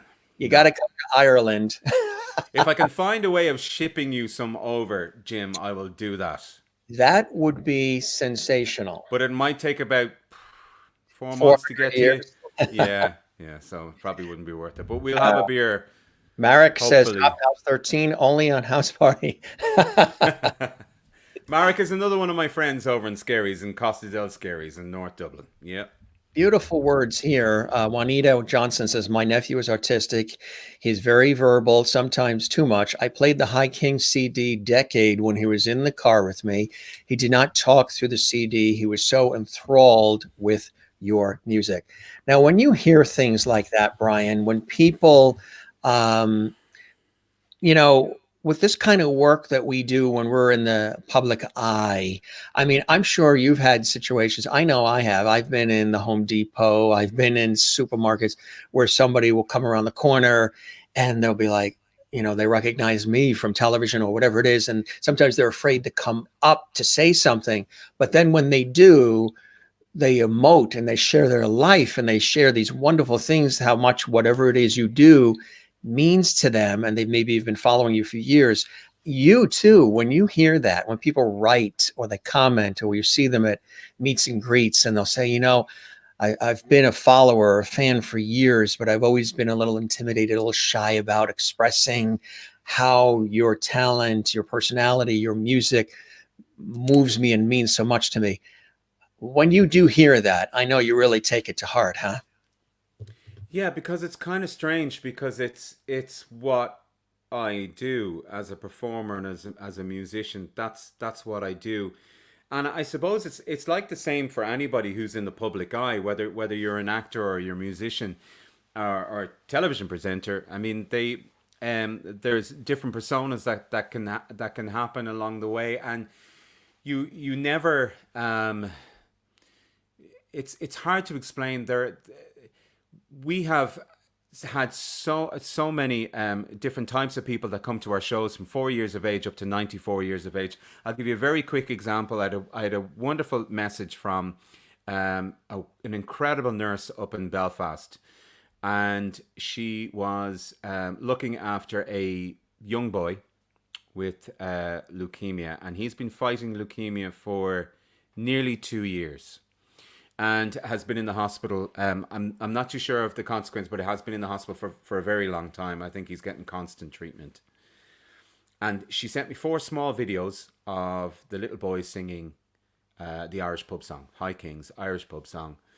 And it just blew me away again. I was like, I have to do something for this kid. And all they wanted was just for one of us to say hello to him. So I went up to my studio here and I took a video of our platinum discs and whatever we had of the High Kings that maybe he wouldn't have seen before. And I had the song playing in the background and I was singing along to it. And then I suddenly flipped the phone around and said, hi, it's Brian here.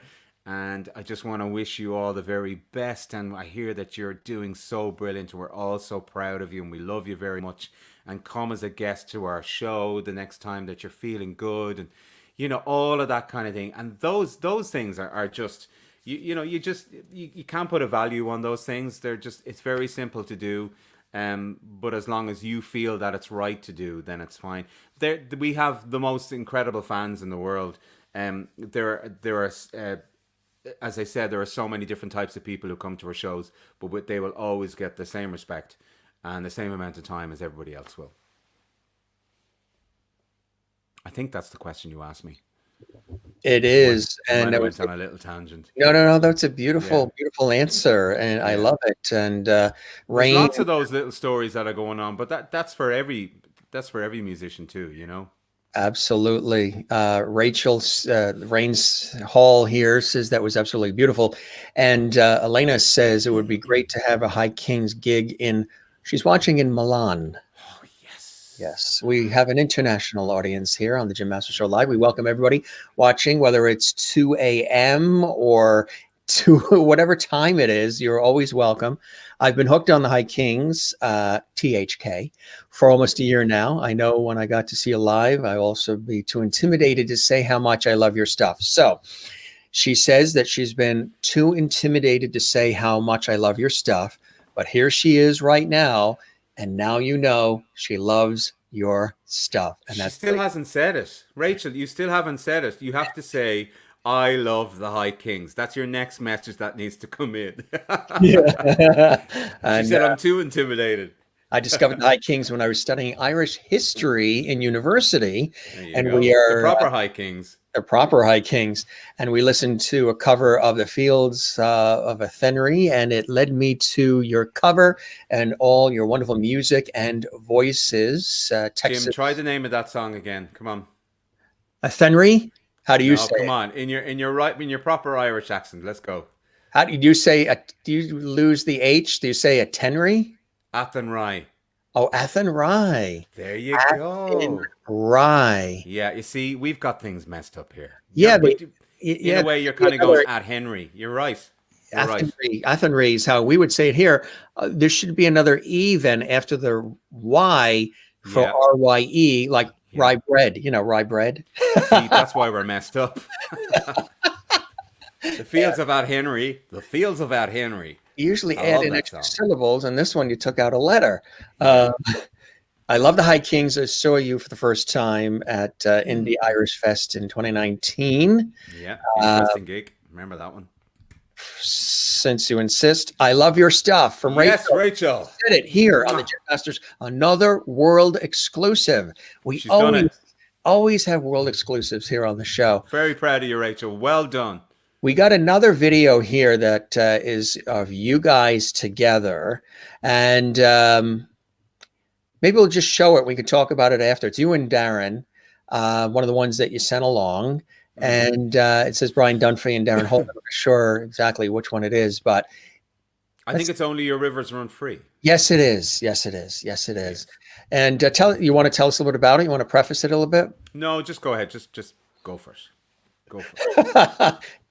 Excuse me. Yes, sir. No, okay. That I actually we did it for something. Irish tale. No, just play. No, just leave it. We're modern Irish now. There's no tales to this. We just something we wanted to do. Chase, right? Cut to the chase. Sending you love from France. Ah, Viva la France. Exactly right. And it's not Francie. That's France. I love that. Yes, Rachel, good for you, girlfriend, LOL, for saying that she loves your stuff. Well, here's more to love on the Jim Master Show Live. Here is Brian and Darren Holden. Good one. Here we go. Hey, everybody. It's Brian and It's Darren. And we just thought we'd get on today to do a beautiful song called Only Our Rivers Run Free, just to remember those incredible men and women who fought for our country in the 1916 Rising. Absolutely, Brian. And it was written by a then just 18-year-old Mickey McConnell, and it's more than stood the test of time. Okay.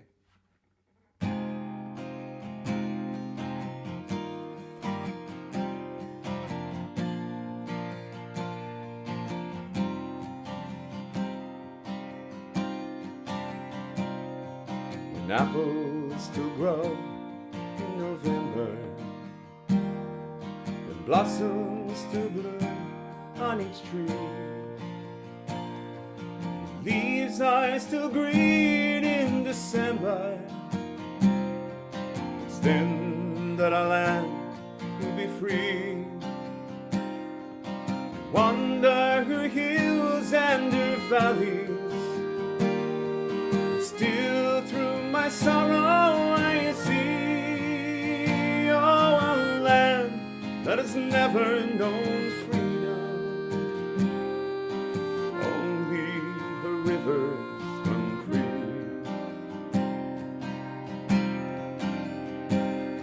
I drink to the death of her manhood, those men who would rather have died than to live in the cold chains of bondage, to bring back their rights for tonight. Oh, where are you now when we need you? What burns where the flame used to be?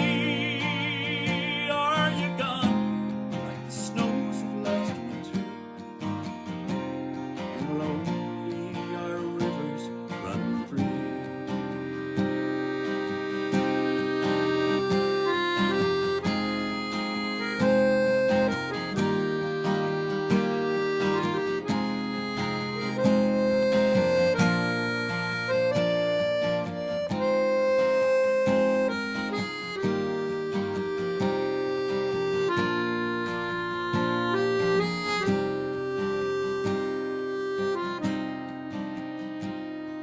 How sweet is life, but we're crying.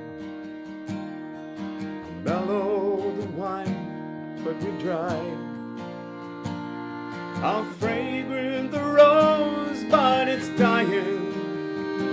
How gentle the wind, but it sighs. What good is in youth when it's aging?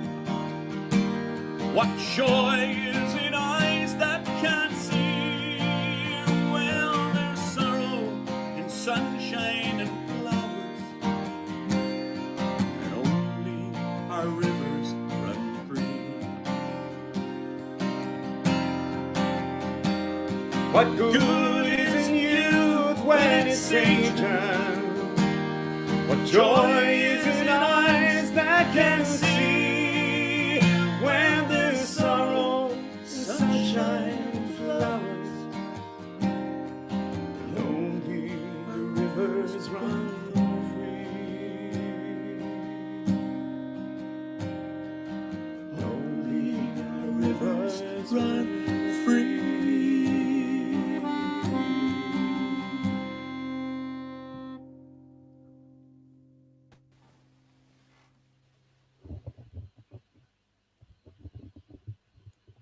Thanks for listening. Thank you for joining us on the show. That was really terrific. Really, really great. Mighty Criac. Mary says she's having Mighty Criac on the show. That's my sister. Oh, is that your sister? Yeah, she just keeps texting away. She's Oh, that's enjoying it. fantastic. Oh, she's texting. Archbold. That's her married name. Archbold. That's a very dominant, that's a strong, Isn't it? solid name. Mighty Criac. So Sis says we're having Mighty Criac. That's awesome. We've got thumbs up from Sis. That's Yeah, she's loving fantastic. it. Julie says, I'll be dreaming of hearing this song played live one day. And fantastic. Marion, all kinds of claps and hearts. Same from Texas Eagle Girl. And absolutely, Mary Bishop in Florida saying, absolutely, having such a wonderful time here. And Lindy is saying, ooh, my word, how have I missed this song? I love the Irish history songs. Wonderful job with you and Darren. Nobody does it better. And Patrick Lindy. Wallace brings tears when he hears that song too. Thank you, Patrick. That's, like you said, that song has a real history to it, huh? Yeah, no, it's incredible. And it was back, I couldn't remember. Because it's been such a long time, and every day just becomes the same. It's all I forgot merged. that we had done that. Yeah, and I forgot that we had done that.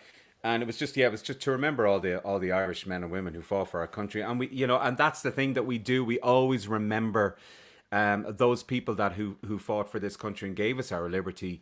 And they're the most important things. And when we travel through the world, wherever it may be, championing Ireland is our number one. That's what we do. And I think that's important too, because you've got to remember where you're from, and and be thankful for it. And and people seem to just really, really love it. Carol says, beautiful. I may be English, but I have read and watched so much about the Rising, visited the landmarks, and celebrated the centenary with you. You need a song for the 1922 centenary next year. You mentioned, and Mary, Hearts from Sis, you mentioned celebrating those who've laid their lives down for freedom and for liberty, as of course here in the United States we're known for as well. You and Darren had an opportunity, and that was a perfect segue, Brian, because you and Brian have had wonderful opportunities to share that through music, through song, but also you had this really rare and distinct honor to do this. Tell us about this. That in was Washington, D.C. yeah. That was probably one of the most incredible moments that we have done as a band. Finbar and Martin are out of that picture. They're just right behind us. But that all came together because we were asked, first of all, you probably have that other picture. I'm not going to go there yet. But that wreath is actually green, white, and gold. So right there, we were not only remembering the Irish men and women who fought for America as well, and in all the wars, but also all the American soldiers as well. So that was something very, very special for us. We went through all of the protocol and how to do it right, and that was an invitation straight from the Pentagon to do something like that. And right after that, we got the tour of the Pentagon, and that was one of the best moments we've ever had. For those watching who are figuring where that is, that's in Washington, D.C., here in the United States, Arlington National Cemetery. And they have, of course, the tomb of the unknown soldier as well. And that's a high honor there. That's really a wonderful high honor to have had an opportunity to really do that. Have you been there? Oh yeah. It's overwhelming. We went on a class trip to Washington, D.C. when I was a kid. Some of the class trips, we would always go to Gettysburg, Washington, D.C., other different areas. And one of the viewers said she's having a wicked good time. And of course, that means that she's in Boston, because that's what we got a lot of family in Boston area. Boston, yeah. Pack the car. Here's another cool shot we have. Yes. There's my little Sam and George in the back of the band, and back of the picture when George was in the band. Yeah, look at that.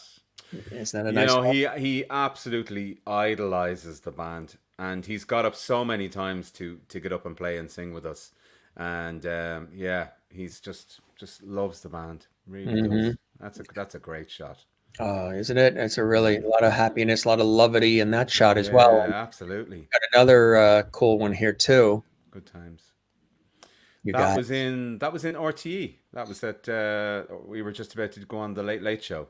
I which think is that's what that the was. Ireland's major television network. Yes.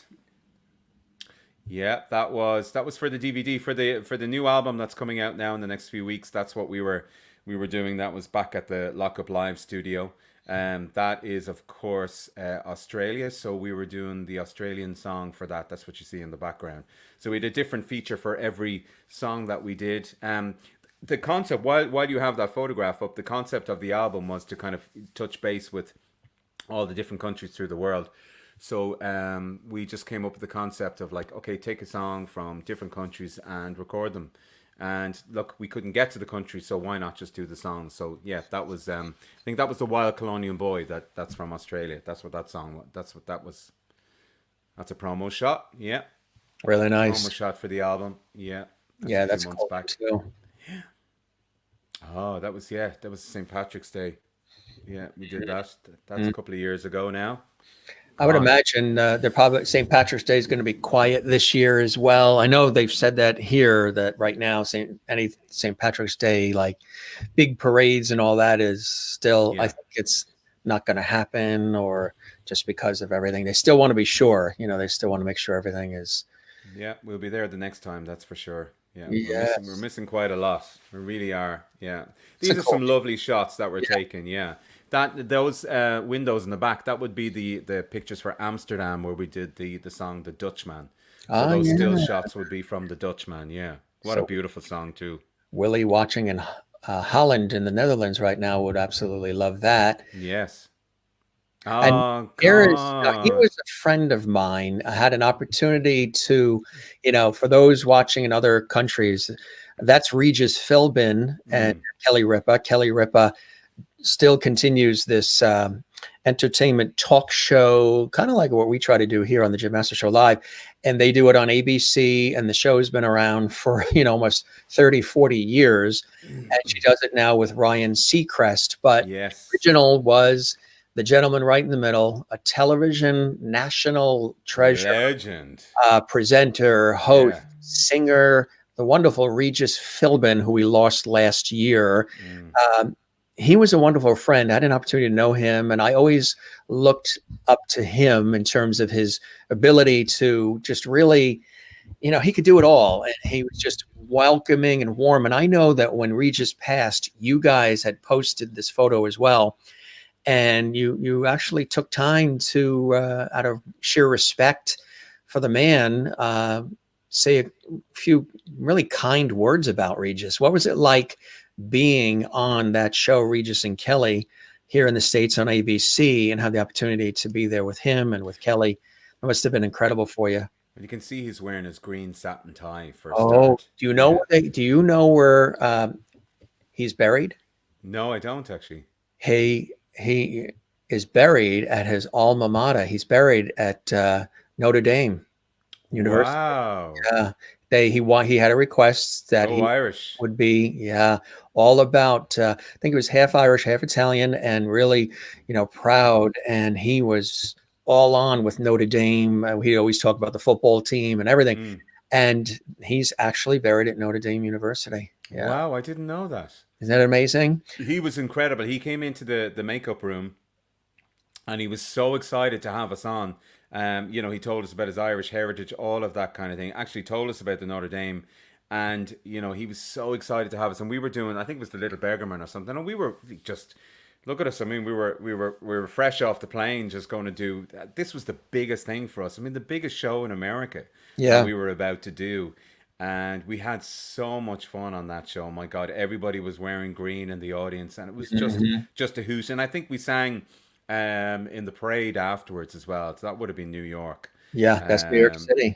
That would Right have been there. about. So that was the That's it. Memory Lane album. So that would have been about 2002 10 or 11 maybe, not 100% sure, but That's what yeah. I say. So Regis Philbin, Kelly Ripa there. Mm. He just was a class act, as somebody who does a lot of television hosting or presenting. Yeah. He's one of our legends here. And somebody else who we just lost, Larry King, Yes. just a couple of weeks ago. It's been amazing how many people we've had the baseball great Hank Aaron, then the very popular actress Cloris Leachman, Cicely Tyson, Mary Wilson from the Supremes just a couple of days ago. Suddenly, the actor Hal Holbrook, Larry King. It's just. You posted about somebody today? I think we did. There was the legendary jazz performer Chick Corea. Yes. Passed at like 79. Yeah. There's been a lot of celebrities of late that have been passing one after the other, but really incredible. Love this. Johnny says, hi, dude. What a great night from us in Skerries. That's him. That's the man. Oh, yes. Christopher Plummer also had passed, too. That's The right, legendary actor. Just one after the other. Yeah, I agree. Regis had an opportunity to know him personally, and I did a little. We paid homage to him here on the Jim Master Show live. He was I'm sure he welcomed you right away, right? Oh, he did. He was just beautiful. He was warm. He was gracious, and in his time. And you'd expect that. You wouldn't expect it from such a huge superstar, but that's exactly what he was. He was classy. He was gracious and gentleman, classy, all of that. Yeah, personified. So. Yeah, he was, and he'll be so remembered for such a long time after. Absolutely, and that's what it's all about. I love this shot too of you guys. Where was this? That was in Vicar Street in Dublin. Yeah, that was a big gig. I actually ordered that big curtain at the back there. I didn't realize it was going to be so big, but it works beautifully on stage. It's the backdrop of the High Kings with the sword, which actually my wife came up with that idea with the sword and the HK. She used to work for Celtic Collections, our original record company. Right. And yeah, that was the Vicar Street has always been a massive show for us. And every time we go in there, we sell it out, and it's just a wonderful night for us. It's like a great shot. Yeah, isn't it? With the ladder, studio, and everything. Yeah, that's again the studio again where we were back in September. So basically all of that new album that's coming out on March 5th all was born from these shots that you're showing now from that studio. Yeah. So all of that was recorded live, and there's videos to go with every single song. So they will be released at some time. You also had an opportunity, and I know it's a really beautiful thing. And again, just shows the kind of character that you have, my friend.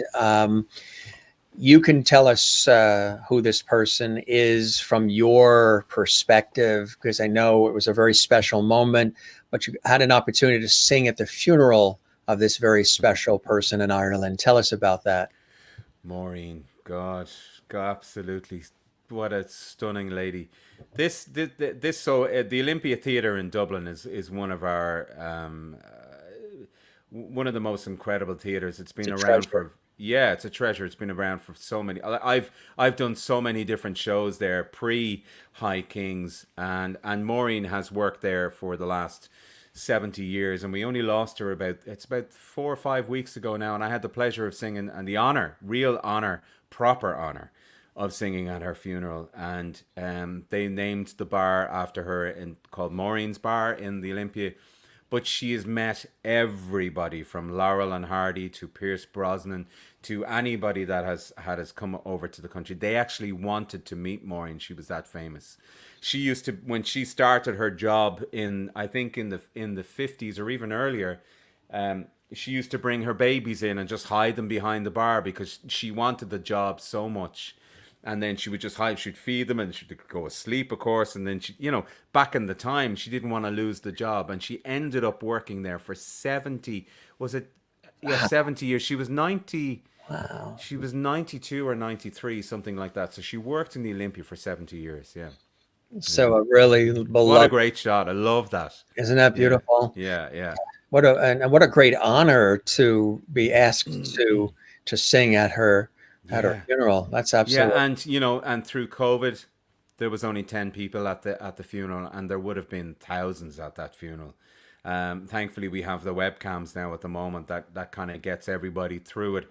But again, it's difficulty. But, you know, everyone's saying that we will celebrate their lives at some stage.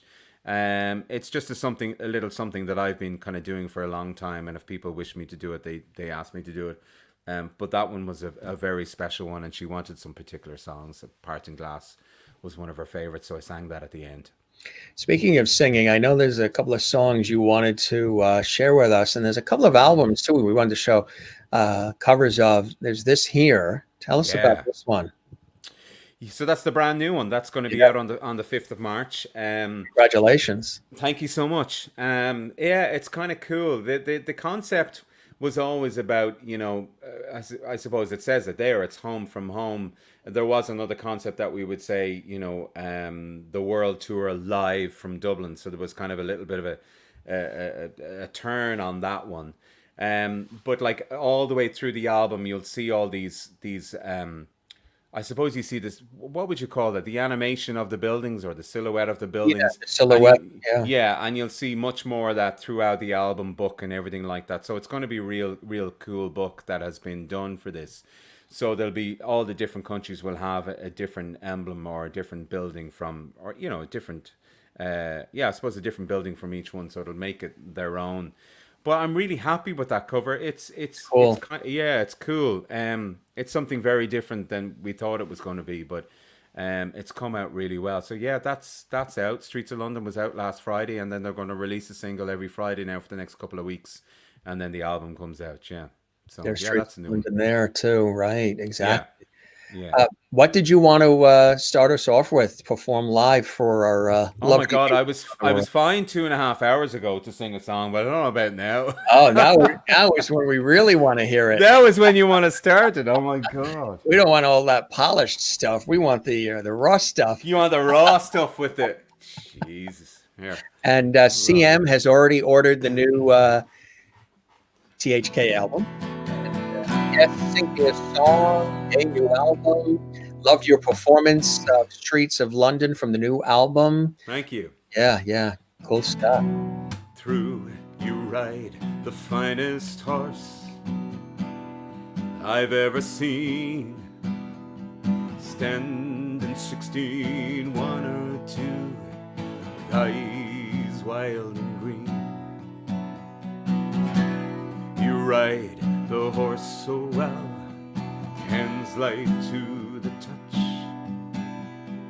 I could never go with you no matter how I wanted to. Ride on, see you. I could never go with you no matter how I wanted to.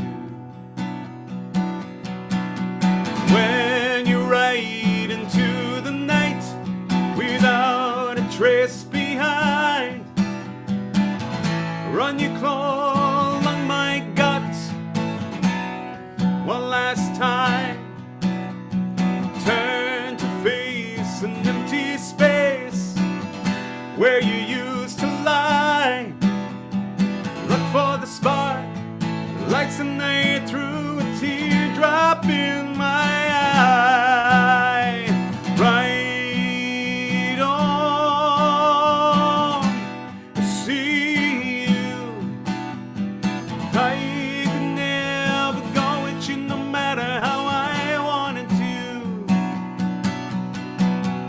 Right on, see you. I could never go with you no matter how I wanted to. Through you ride the finest horse I've ever seen. Standing 16, 1 or 2. Ride on, see you. I could never go with you no matter how I wanted to. Yeah, ride on, see you. I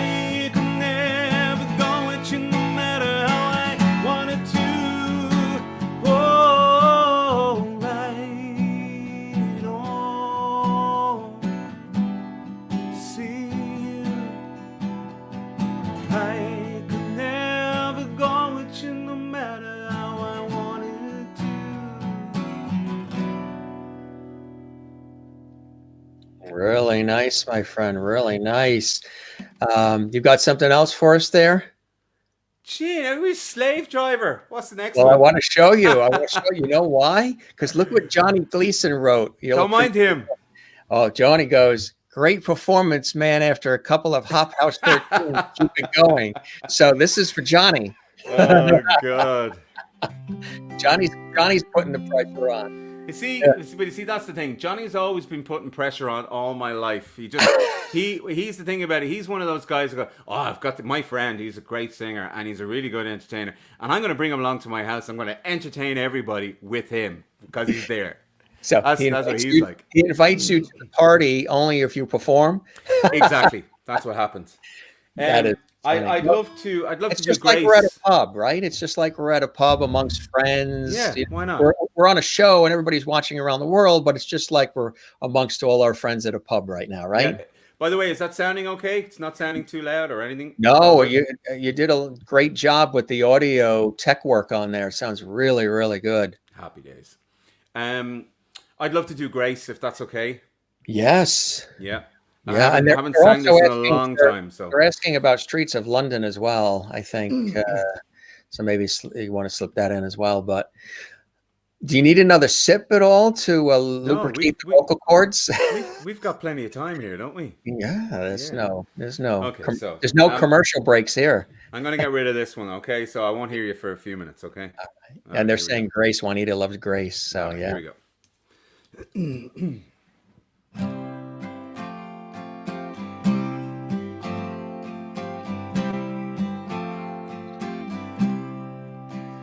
As we gather in the chapel here in old Kilmainham jail, I think about these past few weeks. Will they say we failed from our school days? They have told us we must yearn for liberty.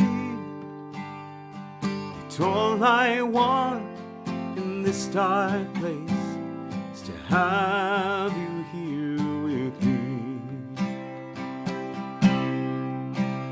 Oh, Grace, just hold me in your arms and let this moment linger.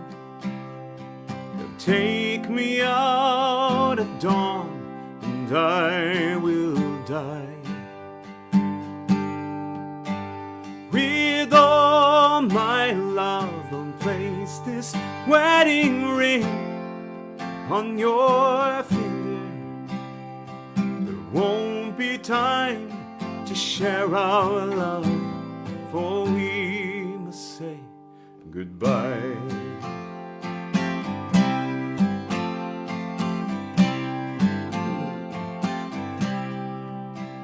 Now I know it's hard you, my love, to ever say goodbye. Love I bear for these brave men, love for my dear land. But when pouring called me to his side down in the GBO, I had to leave my own sick bed. To him I had to go. Oh, Grace, just hold me in your arms and let this moment linger. They'll take me out at dawn and I will die.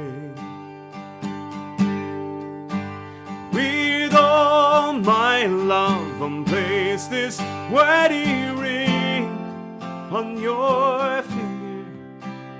There won't be time to share our love, for we say goodbye.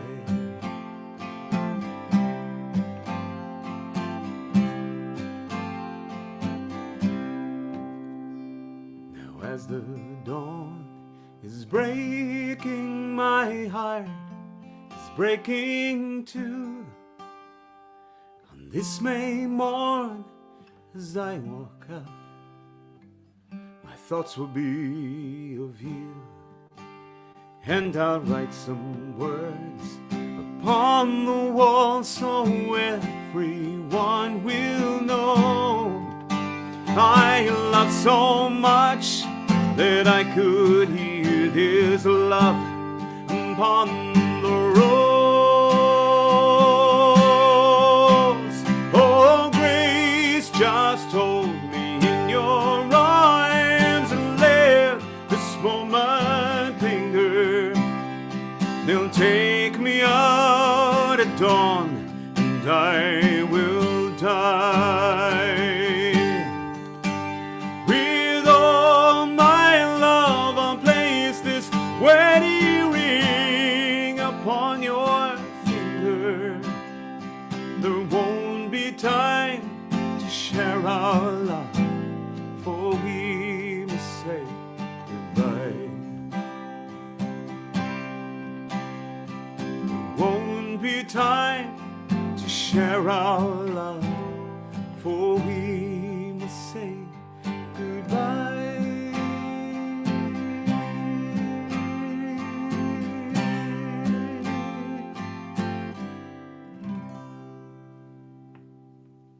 Really nice, my friend. Really nice.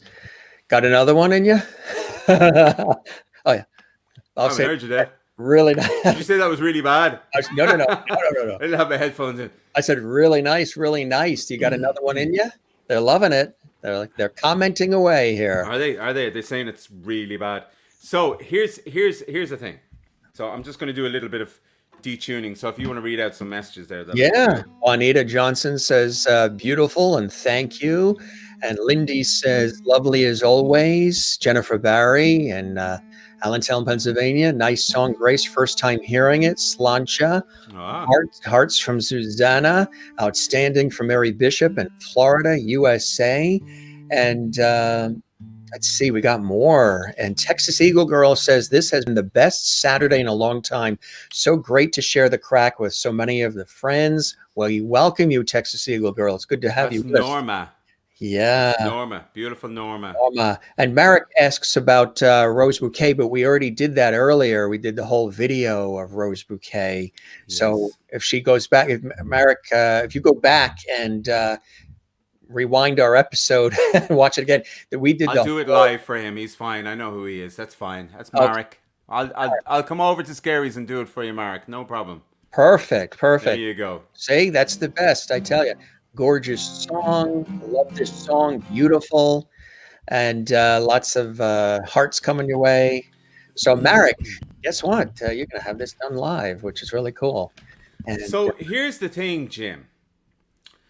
For the last couple of weeks, myself and Anne have been working on a kind of a funny song, but I'm not a comedian, so I don't sing it funny. But we came up with a concept for just lockdown, and this would be an absolute world premiere of this song. I haven't sang it for anybody. another world premiere on the Jim Master Show. We love There it. you go. You see. Only the best. It could be a complete disaster, but you know what? There's only you and me in this room right now. Well, So actually, if it is a it's just me in the room. disaster, you did not see it on the Jim Master Show live if it's a disaster. Right. If Okay. it's So happening, maybe we can edit. We can do a proper version and edit it in. I'll take another swig first. Yeah, do. So I was sitting at home and I came up with this this tune for the chorus, and it was I was going what was it going? I was going, but hey, that was back in the noughties, right? So then Anne came around and she had a look at the lyrics and she kind of go, well, yeah, but back in the noughties, I mean, what do you kind of really? Well, you know, back in the day, and she goes, yeah, but why don't you call it? But hey, that was back in the lockdown. I was like, oh. What does So we- back in the noughties mean for those watching who don't know what that means? What's that So the expression? noughties would be like NOUGHTIES. So the noughties would be like the early 2000s. Okay, That'd be the noughties. that's the noughties. So you had the 90s and then we had the noughties. Did you not hear that expression before? That's you guys saying 90s, but you're saying noughties. No, naughties for the 2000s. Oh, the naughties. I know. I see. Look. And it's a good thing you spelled it when you said naughty. Yeah, the naughties. Yeah. Crack. Back in the naughties, back when we were naughty. Yeah, that's what I said. Crack in the naughties on the Jim Master Show live. Oh my God. And our moms are watching, right? Will we try it for the laugh? That's right. Always go for the laugh whenever you can. The world needs. Let's try it for the crack. How about that? Okay, here we go.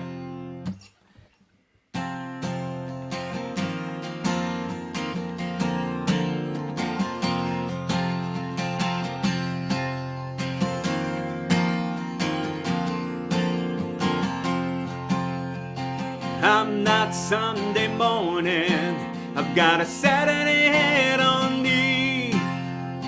Don't ask me to do Monday, 'cause I'm as lazy as can be. Netflix now on a Tuesday, I never watch it till the end. I fight my way into Wednesday, feel like I'm going around the bend. We're making it through somehow. I need some sun on my face, get out of this place. It just took a pandemic to make me walk a mile or two. Now there's a vaccination, where am I in the queue? But hey, that was all in the lockdown. But hey, that was all in the lockdown. YouTube vibe on a Thursday, I try to follow Joe Wicks online. I ended up with a hamstring. Can you tell me when's wine time? What day is it now? The bins have to go at some day. Yeah, I'll do what they'll ask, I'm wearing my mask. It just took a pandemic to make me walk a mile or two. Now there's a vaccination, but where am I in the queue? But hey, that was all in the lockdown. Yeah, but hey, that was all in the lockdown. Tuck in isolation for intended separation, but at the end it's gonna be fine. These 14 days are crazy, but my wardrobes are amazing, and my books are alphabetically rhymed. But hey, that was all in the lockdown. Oh yeah. But hey, that was all in the lockdown. It just took a pandemic to make me walk a mile or two. Now there's a vaccination, but where am I in the queue? But hey, that was all in the lockdown. Oh yeah.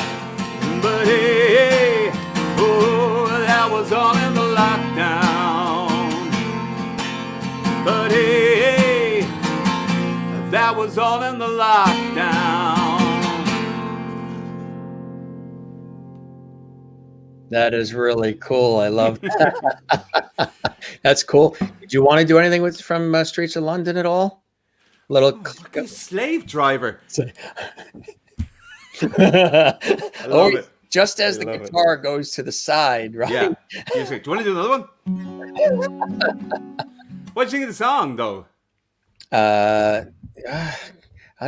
You could you could throw anything out us that whatever you do, they love it. Brilliant. I'm happy that they're enjoying it, because They really are. Yeah. May the road rise to meet you. What a lovely song. May the road rise to meet you. Marek, May the wind be at your thanking back. you for Rose Bouquet that you're doing that since. I'm going to do it live for him. Yeah. Yes. Now, I haven't done this in quite a while, so look, we'll try it. Another world exclusive on the Jim Master Show. Have you seen the old man in the closed down market? kicking on the papers with his worn out shoes. In his eyes you see no pride, and held loosely by his side. Yesterday's papers telling yesterday's news.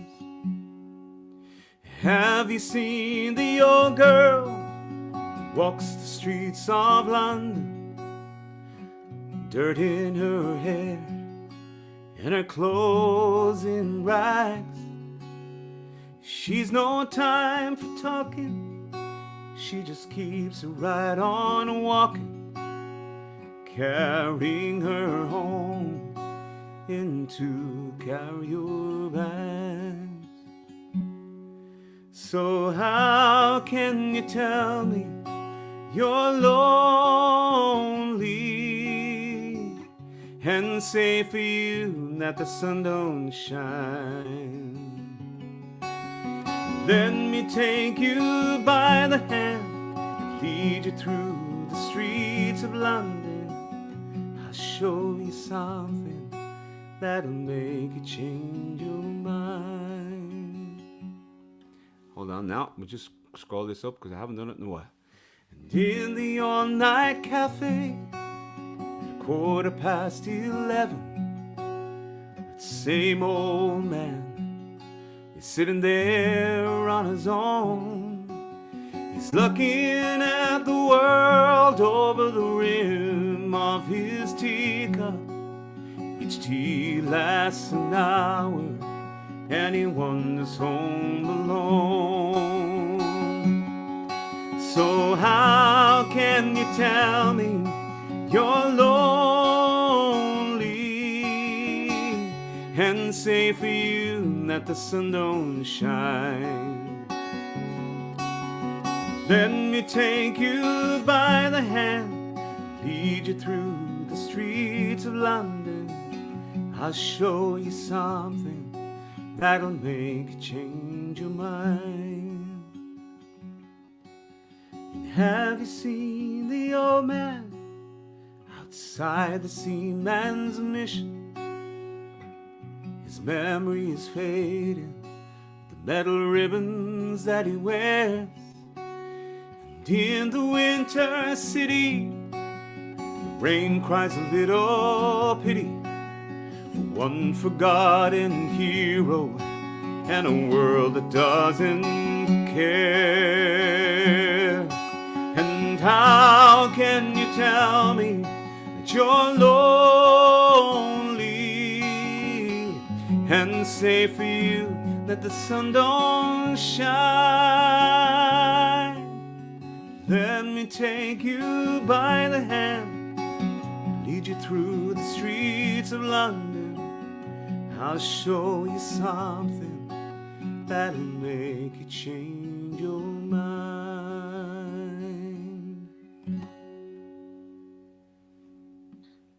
That's really nice, my friend. That's really, really nice.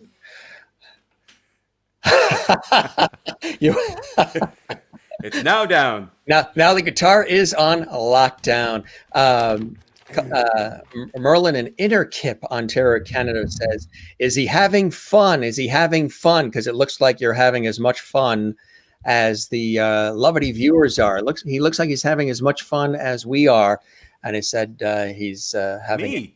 Of course I'm having fun. I'm talking to Jim. I haven't spoken to Jim in years. That's right. It's Not been, that long. right? It's been a bit of a while. He's having a ball. We go back years. We really do. Hey, if you just joined us late, gang, we really, really do. We're, some people say that and they don't really mean it. Like, oh yeah, old friends, blah, blah, blah. But look, I mean, this goes back to the very beginning. What is this? You said 2008? 2008, yeah, 13 years ago. Yeah, definitely. We know. Yeah, I know. Crazy. We do all look the same. Look where Martin had a little bit of tufty hair there going on. It didn't last too much longer after that. For those just joining us, this is myself in the middle, and of course Brian and Darren, the whole gang here. And this was on public television in the United States when the High Kings first came to America, their very first national television special. And I had an opportunity, was asked to interview them on set. And again, if you missed that one, this is when they were actually on stage, sold out concert performance. And they rang me up and said, could you MC our concert for us? I said, absolutely. This was another concert that I had an opportunity to MC with the gang. And this is backstage. So yeah, we go back a ways, and it's been a grand relationship with you and Darren and the gang. Really, really cool. What are, oh yeah, I was in Boston in 2008. Texas Eagle Girl. Yeah, Norma was there in Boston 2008. Wonderful song. So proud of you, Brian. Susanna. 'Twas fantastic. Thanks a lot for singing it. Merlin in Innerkip, Ontario, Canada. Clapping. Thank you. Whiskey in the Jar. Whiskey in the jar, whiskey in the jar. I can't do that without the other boys. That's it. Yeah, and you can't mix whiskey with beer. No, you can't. Not a good thing. That's not a good thing. Oh yeah, when you put the guitar down, you were waiting for me to see if I was going to say do another. That's it. Brian and I have a certain routine. We know how it works. Yeah, no, that's it. I only practiced 4 songs. I haven't sang in ages. I was going to say, once you do live television together in a busy studio with phones ringing, you can do anything, right? You know, the one thing they haven't done, maybe if somebody wanted to ask me a question. Yeah. Why don't you do that, gang? I know. Share a question. You have any questions? Any question they want, and it doesn't have to be about the High Kings. Although we can't talk about religion or politics. That's the number one. That's a tough one, I know. But so come up with a question, gang, and hope you guys are enjoying. If this is your first time, welcome. I'm your host, Jim Masters. I host this fantastic entertainment lifestyle talk show series we do daily. This is an entertainment lifestyle talk show series where we have great guests like Brian Dunphy, Irish singer-songwriter, musician from the High Kings, and so much more extraordinaire. And wow, Jennifer started the show with us drinking Jameson, and now in Allentown, Pennsylvania, she's drinking Jameson and Budweiser beer. Oh yeah, you can mix slancha. Remember when Where is she now? She's probably under the table. Probably, yeah. When we started the show, she started with the Jameson whiskey, remember? Yeah. And now she's having Jameson and Budweiser beer. Together. Shouldn't you be having Guinness with that? I mean, they might go better. Here's a question from Johnny Gleason. No relation to Jackie Gleason, the comedian. Unless there is, you never know. That's Johnny, my friend. Johnny, get off the online. Stop. Don't even read his. He wants me to move to his area of. It's what he said when you're moving to Scary's, and he did say that one of the songs you just did. He said, it's a wonderful song, but you did that in his house. Yes, we wrote it in his house. Yes, we finished it off in his house. Correct. He's in our bubble. Is the only person that I do see. And yeah, I finished. We, as in my wife and I, and we finished that song in their house. We brought the guitar over and said we got this idea for a song, and he loves it. He wants me to get it out there. But it's funny because what we're doing in that lockdown song is that we're just trying to figure out what is the best way of making it happen. Do I sing it? Does Anne sing it? Do we do it as a duet? So we're just trying to work out the kinks. But I just thought it'd be kind of fun just to do it for tonight, just to put a smile on people's faces, something. Work out the kinks. So is that going to be the new name, the High Kinks? Or oh yes, that would be the High Jinks. The High Jinks. There you go. Crushing it, Brian from Aaron Loves Music. There are a couple of questions. When are you coming to Nova Scotia? Coming back? She can't believe that she missed you, and that's, I guess, to be determined. Have you seen Darren lately?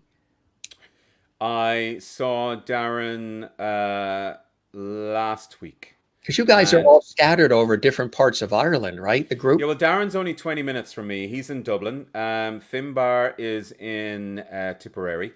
Criac and Stewart in Tipperary. And Paul is in, oh my God, I've forgotten where he's from. He's in, I better get this right. Rathdowney. County Laois. Downey, County Laois. Yeah, sorry, my head just went there for a second. Cities So and yeah, towns. we haven't seen them, but Darren is so close. Yeah. And Darren and I nearly talk every couple of days. do. So it's, or if it's not that, it's texting, or it's all High Kings work at the moment. So it's about promo for the moment. Him and I are on the national television station here on Monday morning to promote the album. So there's lots of that stuff happening at the moment, and of course, none is any better than the Jim Masters TV show. Thank you very much. We appreciate that. That has been said live now. It's recorded. It's recorded. You can use it as a promo. We can use it as a promo. Let's see. Texas Eagle Girl Norma says, "How many new songs have you written for us?" Ooh, that's a good question. There are, I don't know actually. There's another couple that I have hidden away upstairs. There's a Donegal song, and there's something else. There are ones. You see, here's the thing as a songwriter, and especially if you're in a band and you're not really pushing out the songs that you write, that they expect you to do songs that we've heard before, and they expect you to do different arrangements of them. So they kind of get hidden. They kind of get left there. They kind of go, well, it's not High Kingsy, so they just kind of get left there. So I think the plan would be maybe just to kind of start recording some solo stuff, put out some Spotify, get it out there, and then you'll also have the High Kings vibe going on as well. I think that's the plan going forward. Because literally, we don't know. Sorry, Jim, go ahead. Oh, no, that's good. Yeah, you really don't know. Ask Brian to say hello to Ian in Kansas City. He's waiting. Oh, I forgot. I'm so sorry, Ian. Ian is my little shining light when I come to Kansas. One of the most beautiful boys that you will ever meet in your life. He's a Kansas boy through and through. If you YouTube Ian and the High Kings, you will find hundreds of thousands of views on all the Kansas Irish fests. He plays the baron. I give him my baron. Nobody touches my baron, either Sam, my boy, or Ian. That's it. No one else in the world gets to touch the drum, and he gets up there, and he's a superstar. He's a little superstar, and absolutely love him.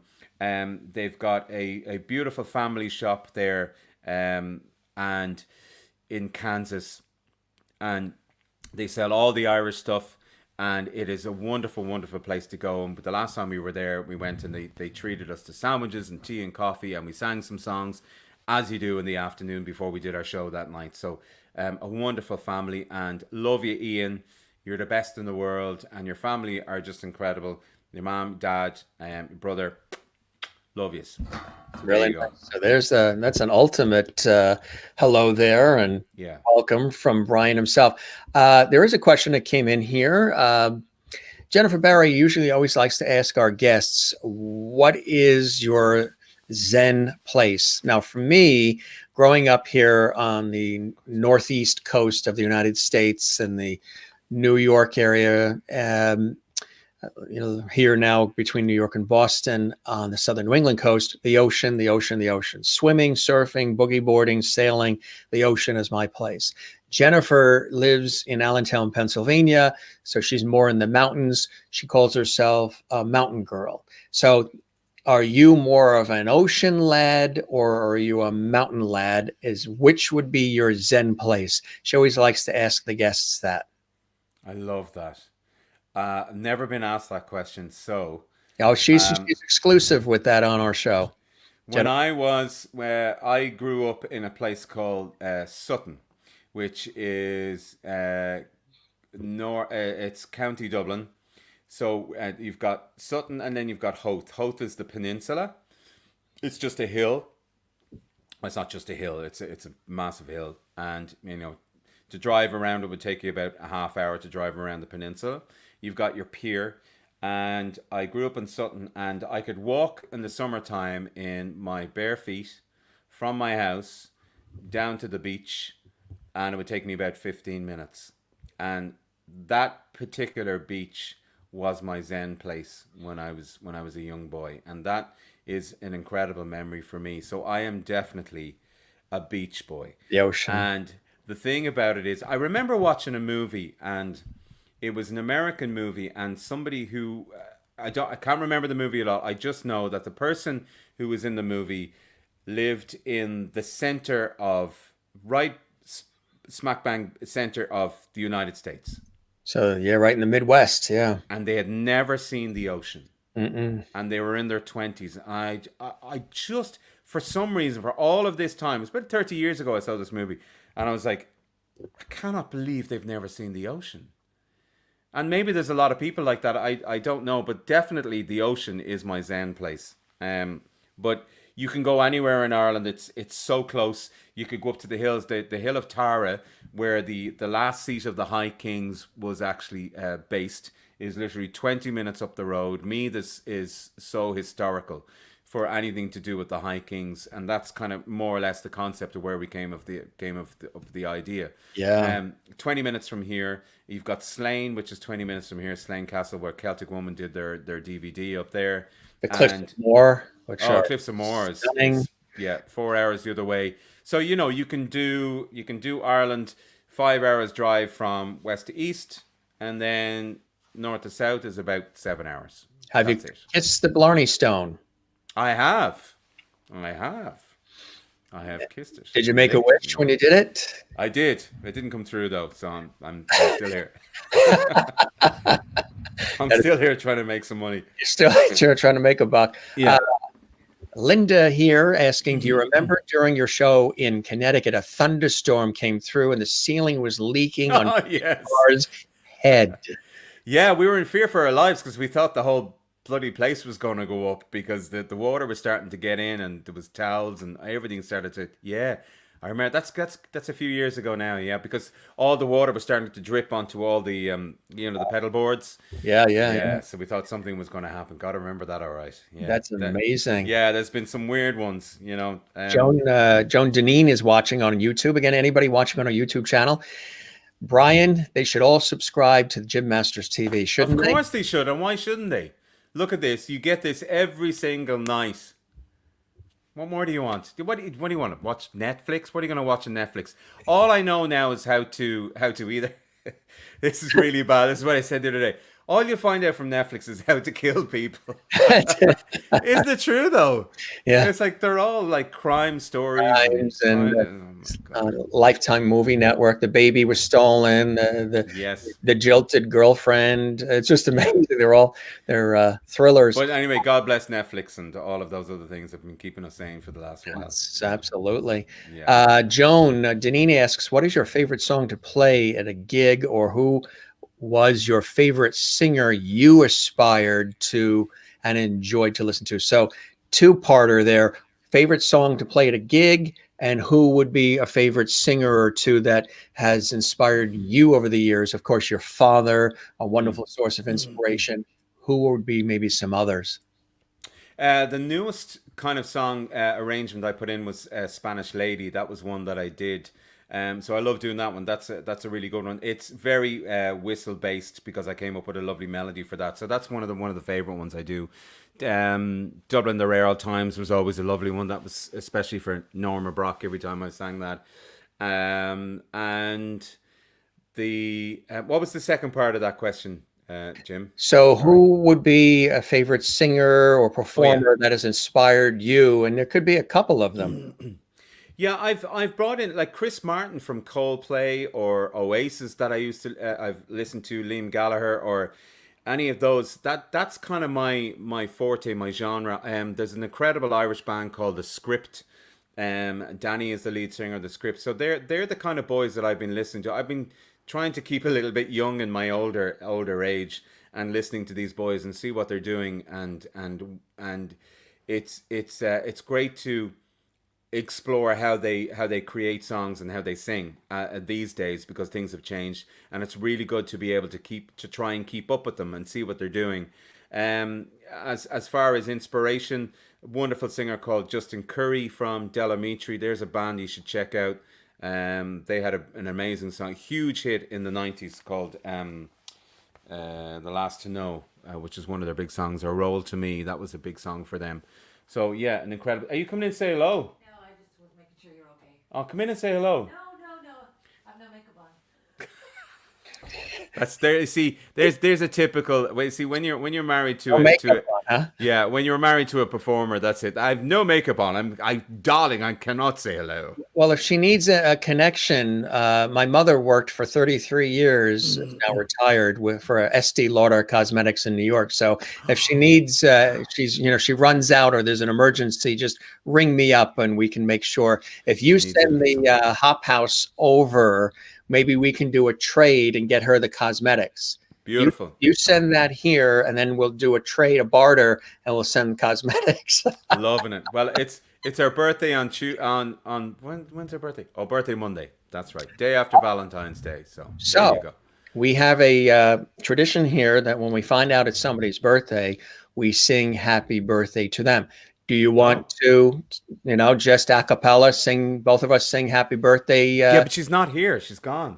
I'm sure she's watching Emily from Paris or Emily in Paris. Well, she'll probably watch it later or maybe, or she'll hear you. She might too. Well, want to do it? Hold on. Anne. She won't come in. Yeah. I'm going to sing happy birthday to her, huh? We sing happy birthday to her. Why not? Come on, I'll let you lead. Happy birthday to you. Happy birthday to you. Happy birthday, dear Annie. Happy birthday to you. Love you. There you go. Yeah. See, another exclusive here on the show. 21 again. Yeah. Happy days. We actually sounded really good together, Yeah, maybe, listen. Masters and Dunphy? Darren won't be too happy now. All right. Holden, Dunphy, and Masters. That sounds like a law firm. Masters and Dunphy. That sounds great. Sounds like an Irish law firm, doesn't it? Yeah. Masters and Dunphy. And I'll let you go first. There's no problem. So when you haven't been investing in cryptocurrency, have you?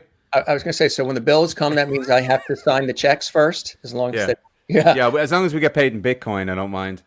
Happy birthday, Anne. Happy birthday. Yeah, this is they're very responsive. When they hear a birthday, they go right in. M. Schmidt was singing along. Carol says happy birthday. She's missing all this birthday levity coming her way. Yeah, I know. Hold on. I have to get her. Hold on. Give me 1 second. Keep your fans entertained there. Yes. So look, there's the chair shot. We have a running joke on the show. Let's see if we can see it.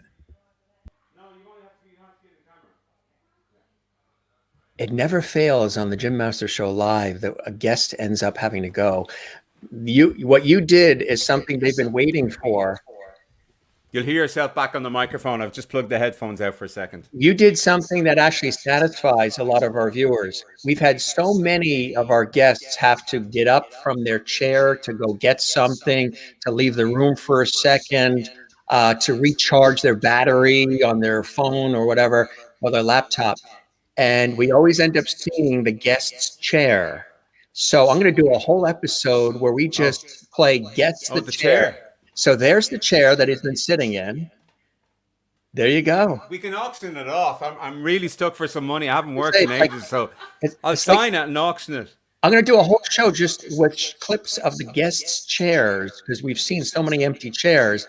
And we're going to play guess which guest chair that is. Oh, but I should have brought a better chair in. Here, come in, because they're sending up messages to say happy birthday. We sang you and I sang her happy birthday together. No, just you can stand there. He won't see you. It's like a sketch from some kind of show. Look, happy birthday, Anne. Look. How about this? How about she then go like on the other side of the couch where she's far away, but we still see her. If she's over the other side of the couch. Over by the candles. Okay, I'll block the camera. Right, go, run. I've got my Disney pajamas on. She's got Disney pajamas on. That's terrific. Sit on the couch. That's great, Disney. There she is. There she is. All right. Let's sing her happy birthday again since she's Yes, let's do. All right, you lead. You ready? Okay. No, you sing it, Jim. Go ahead. Yeah, together. Want to do it? Happy birthday to you.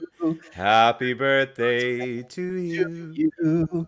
Happy birthday, dear Annie. Happy birthday to you. Thank you. You are very welcome. The lady in the silhouette, the lady ducking down behind the couch. So embarrassed. But now now that she's here, you can ask her about the Celtic Woman stuff. You see, instead of being your right hand man, she's your right hand Anne. thought about that one. Look at this. Texas Eagle girl, Norma. Happy birthday. That's Norma. Ann. Wishing you a happy Hi, birthday. Leslie Norma. says happy birthday. I love Johnny you. Gleason says, Jim, I can send Hop House to you. That's Johnny Gleason. Carol says, happy birthday, Anne. Thank you, And Schmidt was Carol. singing along. Juanita Johnson says, happy birthday. This is all coming in live right here. And woohoo from Ed Schmidt. Leslie Cummings says, happy birthday, Anne. Thank Mary you. Bishop in Florida says, happy birthday, Anne. Cheryl Palmer, happy birthday, Anne. Merlin in Innerkip, Ontario, Canada. Hi, Annie. Happy birthday to you. Happy birthday, Anne, from Mary. And Lindy says, beautiful. And I'll let you dissect. What does that say?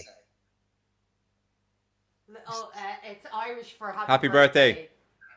My God, Annie has amazing eyesight to see that from 50 feet back. She can see that. Yeah, La Brea on the grid. I was going to say, what do you have? Big font on the screen so you can see everything? I wouldn't mind. She's I'm blind half the time. Yeah. That's cool. I love that. Jennifer Barry, who's been drinking that Jameson since we started the show, and now beer with it. Wow, she's a trooper. The Mountain Girl, she says. Happy birthday, Annie from Aaron. Loves music. Willie, who's watching in the Netherlands. Happy birthday. Rita Fitzgerald, happy birthday. Beautiful from Lindy. Can you handle all this lovely, Annie? That's really lovely. That's the best birthday ever. Now you see a lot of love going your way just for coming in. Oh yeah, Brian and I had this plan. This was all scheduled to do this. We had this plan to do this birthday celebration for you right on the show. Happy I birthday! sang the lockdown song for them. I know. I heard Yeah. you. Happy Did you hear that? I heard you. In other words, you know Yeah. why? I'm gonna get sorted for that one. Because there's truth to that. They don't miss a beat. You know why? Because my mother would always go to bed earlier, and my father and sister, we'd be in the living room watching TV. My mother said, "Good night, I'm going in," and then the bedroom was down the hall, and the door would always be open a little crack. So in the morning, she would bring up the conversations that we had in the living room that she overheard, but yet she was supposed to be in bed sleeping 2 hours ago. And we were like, wait a minute, I thought you went to bed. Didn't you say goodnight and you went to bed? How do you know the conversations that we had when you were supposedly sleeping in the bedroom? One ear always open. Really cool. You're always Typical mother, you see. That's fun. Marek says happy birthday to Annie. Jesse says happy birthday, Anne. More coming in here. Christos, happy birthday, Anne. Too many beautiful and rocking times. Time travel 888. Happy birthday, Anne. Connor says happy birthday. This is now the Anne Dunphy show. Just Yeah, so you I know. was just going to say I'm going to leave. You're secondary. Usually Do what another happens. 3 hours with Anne now. Yeah, can I was gonna say, when now? Usually what happens is when a child comes in or a cat or a dog jumps into Where's the the scene. dog? Oh, Roxy. Do you want to Oh. see the dog? I was going to say, when a pet comes, the special guest becomes secondary to the pet. It just happens. This is what's going to happen. Well, wait till you see our dog. Happy birthday, Annie, from Johnny Gleason. Pavlova cake waiting for you. Oh, lovely. Very I'm nice. on my own, Brian. Oh my God. So, what would you like to do for us? You want to juggle? Or? Show your doggy. Oh, now tell us who we have here. This is Roxy. Roxy is a cockapoo. She's 7 years of age. She's blind in this eye. God love her. She was in a couple of accidents, but she's a beauty. And she's definitely got me through the lockdown. Oh, sing to her, Brian. No, I'm I not don't going know to whether sing. she'll do it. Go on, just do it for her. No, because it'd be too high pitched for the mic. But that's Oh. Roxy. Do you sing to her and then she responds? Yeah.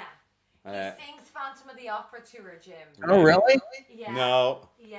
Go on, sing. No. Go on, do it. No. And it's really. He'll do it. He'll only do it if you bring him another glass of the liquid. I think I need The hot to go house. to the gin for that one. No, she's a good dog. She's a good dog. Yeah. The other thing we do is the guests. I mean, the viewers always like to know the room that the guest is in and what are some of the things behind the guest. So you're in this beautiful room with candles and instruments. Tell us what we're seeing, Brian. Well, this was the I suppose it is the playroom, but this was, who got this one for us? Your dad, was it? No, I don't know. A celebrity is someone who works hard to become famous and then wears dark glasses to avoid being recognized. Is that you, Jim? I think that's all of us, isn't it? I think so. This is a picture of Sam in his uniform, and then that's something that he did in work. Or work, do you hear me? In school even. Yeah. What else See have if we they got? got anything interesting. I have the only vinyl copy of the Grace and Glory album. Yeah, which is quite nice. So that's a nice piece to have. There this. It's never been played. So I'm going to auction that off. We can start at about €1,000. I'll sign it, pass it on.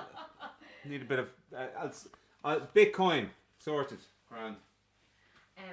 They're the CDs. Bring that, Brian. Bring that that plaque back about celebrity. Yeah, hold on. Where'd I put it? Oh, here. Now, read it to us again. A celebrity is someone who works hard to become famous and then wears dark glasses to avoid being recognized. There you go, Jim. You got it. You got it. Screenshot. There you go. That's Perfect. funny. I love it. Funny. That is great. So what else you got there? I got a cushion that was made for me from good friends Thomas and Karen Loffel, some German fans. This was and has Anne's name on it. We got 3 of them. Myself and Anne and Sam. So there you go. That's what that is. Can't believe I'm showing you this stuff. I know. This is something that I got 25 years ago when I was in Riverdance in Mexico. Not really too sure if it has brought us good or bad luck. I'm not too I think sure. it might be bad luck, actually. Well, it could be. What did they say it actually is? It's really cool. It is kind of cool. It was carved out of a trunk apparently. We got that in Mexico when we went to the Incas, I think. Yeah. What else have we got here? Anybody interested in Gary and the books that I'd be reading? Look, Gary Barlow. there's the books I'm reading. Gary Barlow and Robbie Williams. That's, yeah, I know. I really shouldn't have shown you that one. That's Laurel well, and Hardy, the you know, it's all about self-improvement, right? We're all a work in progress. Yeah, you see, things that people are interested in. Laurel and Hardy DVDs. Oh yeah. Right, there you go. And my Oh yeah. this is my big treasure here. So I don't know what the Eurovision is. So. you can, That's amazing. What does it say? I'm going to try and get this the best I can. So this was the plaque that my dad got. So at the top it says RTE Television Éireann, 3rd National Song Contest, 1967, first place, If I Could Choose, sung by Sean Dunphy. So this is actually the silver plate that he was given when he won that. So I have that in my possession. That's very proud of that. special. Yeah. There's a lovely picture of him. He's holding it up in the air. Yeah. So that's kind of really it, Jim. And Anything of Annie's in that room, or is it no, this this the plain man is not cave? Anne's room. She has a massive room. So that's Sam. That's Sam with Darren's mandolin on stage a few years back. That's cool. That's beautiful. Just before one of our shows. Yeah, he's our biggest fan. He just loves the band. Yeah. Wants to be in the band. So are you saying there's a whole other wing to this house that's all Annie's things? Yeah, it's quite a big house. If I was not going to be connected to so many things at the moment, I would actually give you a tour of the house. We're sitting in that. There is the Death Star. Oh, here. Not there. It's one of those things where you well she's just broken it now. Look, see, there's live TV. That's the Death Star, yeah. Have her hand it to you, because we can't see it, but it's got things. Yeah, that's cool. Yeah, so like it's half a Death Star. So when you put it on the wall, it looks like there's cracks on the wall. That's kind of the effect that it's supposed to have. So yeah, it's just a light. There's actually lights in it. You can see them shining. That's real Irish crack. Yeah, isn't it? There you go. That is cool. That book, Brian. Yes. Sorry, that book is the CD collection that we had. Well, when that's we not went to very interesting. But it was when we went to Riverdance. So when we went to Riverdance in '98, we were all into just, you'd buy your CDs. There was no streaming music. You'd buy your CDs. You'd take the disc out because you weren't going to carry the box because they were too heavy to put in your suitcase. And we just packed them in these things, and we still have them. Oh yeah, I still have those too. Kiss of the Spider Woman. Like, seriously, this is Anne's. And this is not mine. This is not mine. Chicago. Yeah, she was into all the musicals. Yeah, Sade. That's yours, Awesome. isn't it? No, it's not mine. Fosse, Jim. Come on, seriously. You don't think now look, Natalie Imbruglia. I mean, come on. Oh, Mariah Carey. that's yours. That's my one. That's Brian. Yeah. So Annie, is it Brian? Yeah, I think in fairness, they used to borrow that quite a lot on tour. Ah, so it's Annie's, but you would borrow it. Yes. Oh, there were good times, Jim. 8 shows a week. Yeah, that's a lot, I tell you. What was it like? We didn't mention that briefly, but what was it like being a part of such an incredible, production as Riverdance? I think Riverdance really set in motion this incredible appreciation for everything Irish. Remember back when Riverdance first came over, and all of a sudden there was this blossoming of Irish artists that were coming over to the States, and there was all these public television specials, but concerts and everything. I mean, I remember remember Frank Patterson and his wife Eiley? They came over, John McDermott, the Celtic tenors, the Irish tenors, everything Irish. But I think Riverdance really sort of set that wave in motion. What was it like being a part of Riverdance? Well, that was kind of the big deal. I mean, we were both kind of doing shows and gigs at the time, and they were all kind of small shows. We both wanted to kind of obviously get further in our career as singers and musicians, and then there was a lot of auditions happening for Riverdance at the time to join the troupe, and I got a call just to kind of go say, listen, do you want to try this out? And I was like, yeah, absolutely, 100%. So it was like winning the lotto at the time when there wasn't a lot of shows going on at the time. Now you could actually go and tour, and it was unheard of to go and do 8 shows a week, 7 days a week, and 8 shows a week, 7 days a week. That made no sense. 8 shows a week. And you'd have your Monday off, and you'd travel on your Monday, and you'd get to your next city. I mean, we were at that time going to cities, going to the airport on the Monday on our day off, literally going in through the side of the airport, going up to the airplane and getting on and going. We had charter flights at the time, and obviously it's not like that anymore. But what an opportunity, not only to go and do something like that, but to do it together like we did for 2 years.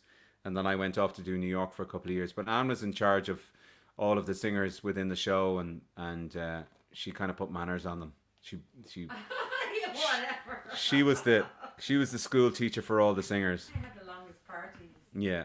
So it was great fun. It was really great fun. And 5.5 years of that, we went to Europe and Australia, and that's when we came home and got married. I love the way she says whatever.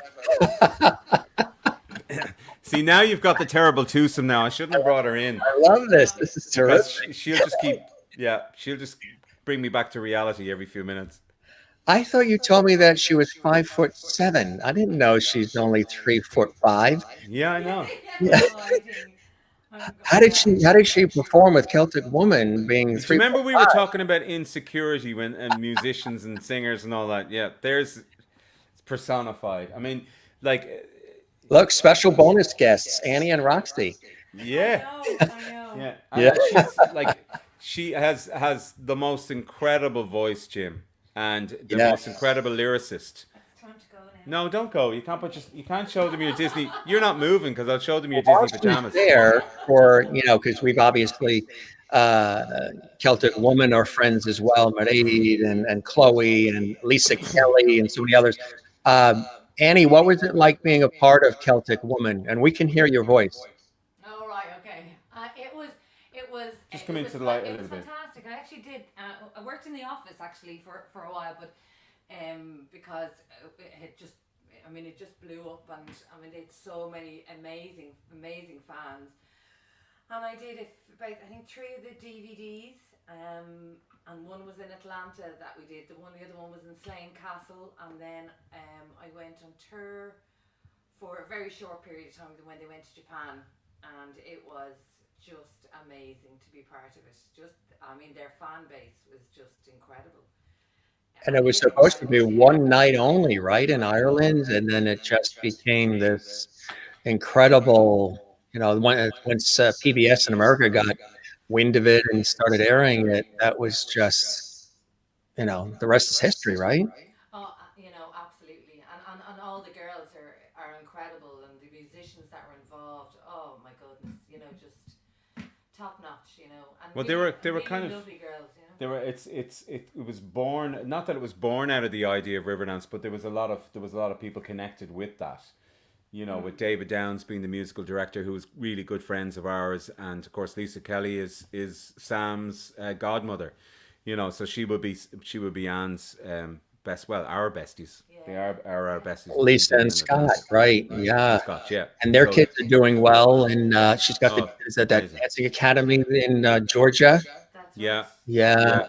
So they're doing great. We miss them terribly, but I suppose that's the crux of getting older and having your own lives and all of that kind of thing. But we hope that someday we'll get out and visit them soon. I was over there.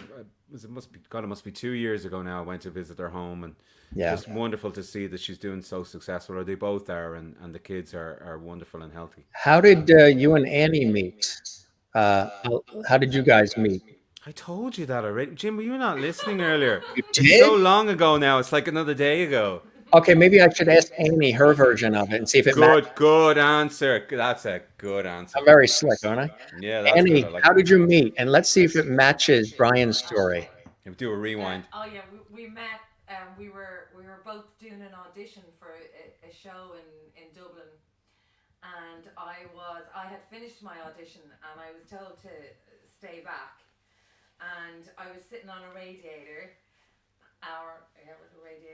I was sitting on a radiator, like. I remember because it was so cold, and Brian walked in. And Brian, you said it was a bar stool. She's saying it's a radiator. I don't know. Stories aren't matching. Now you've moved it from a window to a bar stool to a radiator. We need to get this right. You were sitting in the I window. was sitting on the window ledge. Yeah. In the window, looking at the beautiful swans going by in the pond, right? Yeah. No, not in Georgia Street in Dublin. No. Definitely. And he walked in and he sang Somewhere Over the Rainbow. And that was his audition piece. And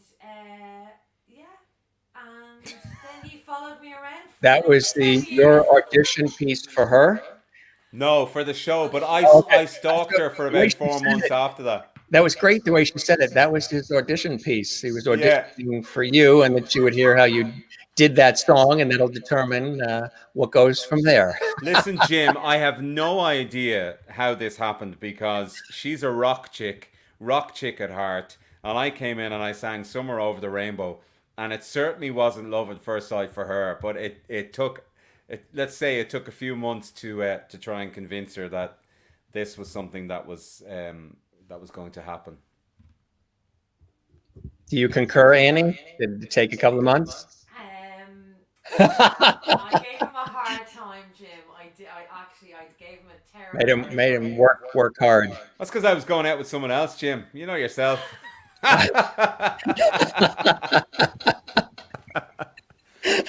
Here, Jim. We got Another world exclusive. Yeah. We got to slant you to that one. Yes, we do. Wow, look at the size of that. Yeah, thanks. That was his audition piece, Jim. Wow. Yeah. There we go. Can I? No, you're not going. We're slanting. No. Slant you. I'm going to. Oh, well, say goodbye to everybody. No, I will get it. Just so you guys know, there's a third version of the story that you guys just told about how you met, and Johnny Gleason can tell the real story. Johnny wouldn't know. Although he is the most incredible memory. Go get yourself a glass of wine. Oh yeah, No, I'm going to say night-night to everybody. Oh, well, go on then. Say goodnight. But you have to come into the screen. It was great having you with us, Annie. Say goodnight. Good night, everybody. Thank you. Yes, good night. Cheers. Thanks for joining us. Really pleasure. And we haven't met, but I hope one of these days we do meet. It isn't easy being green. Yes, It is it easy being green. good song. Or Irish. Roxy has, that's Roxy's friend. So let introduce Oh, yes. George Burns. George. still- Sorry, Kermit's gone. Oh, Kermit went away, huh? He hopped away. He's gone. He hopped away. Like it. Austin Field says, another wonderful show. Thank you, Austin Field. Patricia, you're terrific. You made her day. You're very welcome. Mary says, Brian is a great ambassador for Ireland in the world of music. Well done. Oh, that's lovely. Thank you. Love at first sight for you and Annie, which was beautiful. They're all saying goodnight to Anne. I tell you, they're really gracious lot here on our show. Arthur watching says, happy birthday, Brian Dunphy. Hearing the fine interview with Jim Masters, Joanne and Art Ketchin at Hi, Celtic guys. Beach. Oh, Celtic Beach. Fantastic. Welcome, Arthur. Thank you very much Yes. for joining us. Rachel has so many CDs. When she was younger, she spent more money on the CDs and books than she did on clothing. Wow. Wow, that's There really you cool. go. Brian, this has been really, really cool. What are some of the things that continue to, inspire you? You've had a wonderful run with all of these great opportunities, the High Kings, Riverdance, solo performances, and more. The wonderful inspiration of an amazing family. Your father, of course, Sean, who we remember very fondly. Lovely wife, lovely son, Roxy. Balancing family with touring and performing. Tell us about some of those blessings that I know mean so much to you that allow you to continue to create great music and entertainment for the good of us all, my friend. Well, I think you've just seen it over the last few minutes. Yeah. That right there, my Annie, she's my rock, has been my rock since day one. We bonded a friendship many, many years ago that has just spun us throughout all of these years. Had a wonderful boy together, and she has given me the opportunity to do what I love to do. And it's very difficult for any partner to be married to somebody who's a musician or has to go away for work. Yeah. And that she's an inspiration to me, and Sam is an inspiration to me every single day. He makes me hugely proud to be, I suppose, to be the boy that he is, and he works so hard every day. And life can throw up some really shitty things at you, but you've just got to get up and get on with it. And if people come to see our show and we can put a smile on their face for those 2 hours and let them forget about life for a while, then you know that you've done a good job. And if they come up to you and they say that was just great, and then you've done okay. And that's that's all I want to do, and that's all I want to do for the future. We've got the new album out now on the 5th of March, and that's number one. The next step is we've got some really good stuff coming on the pipeline. We're already working on a second album. That's cool. That's going to be, and that is going to be, I tell you now, for anybody who's listening now, that is going to be the big one. I can't tell you anything about it now, but that is really going to be the big one. This album at the moment is beautiful. Then we've got this next one, and we're just hoping. I mean, I know all of the dates from America have moved from springtime to September, but we really don't know if they're going to happen.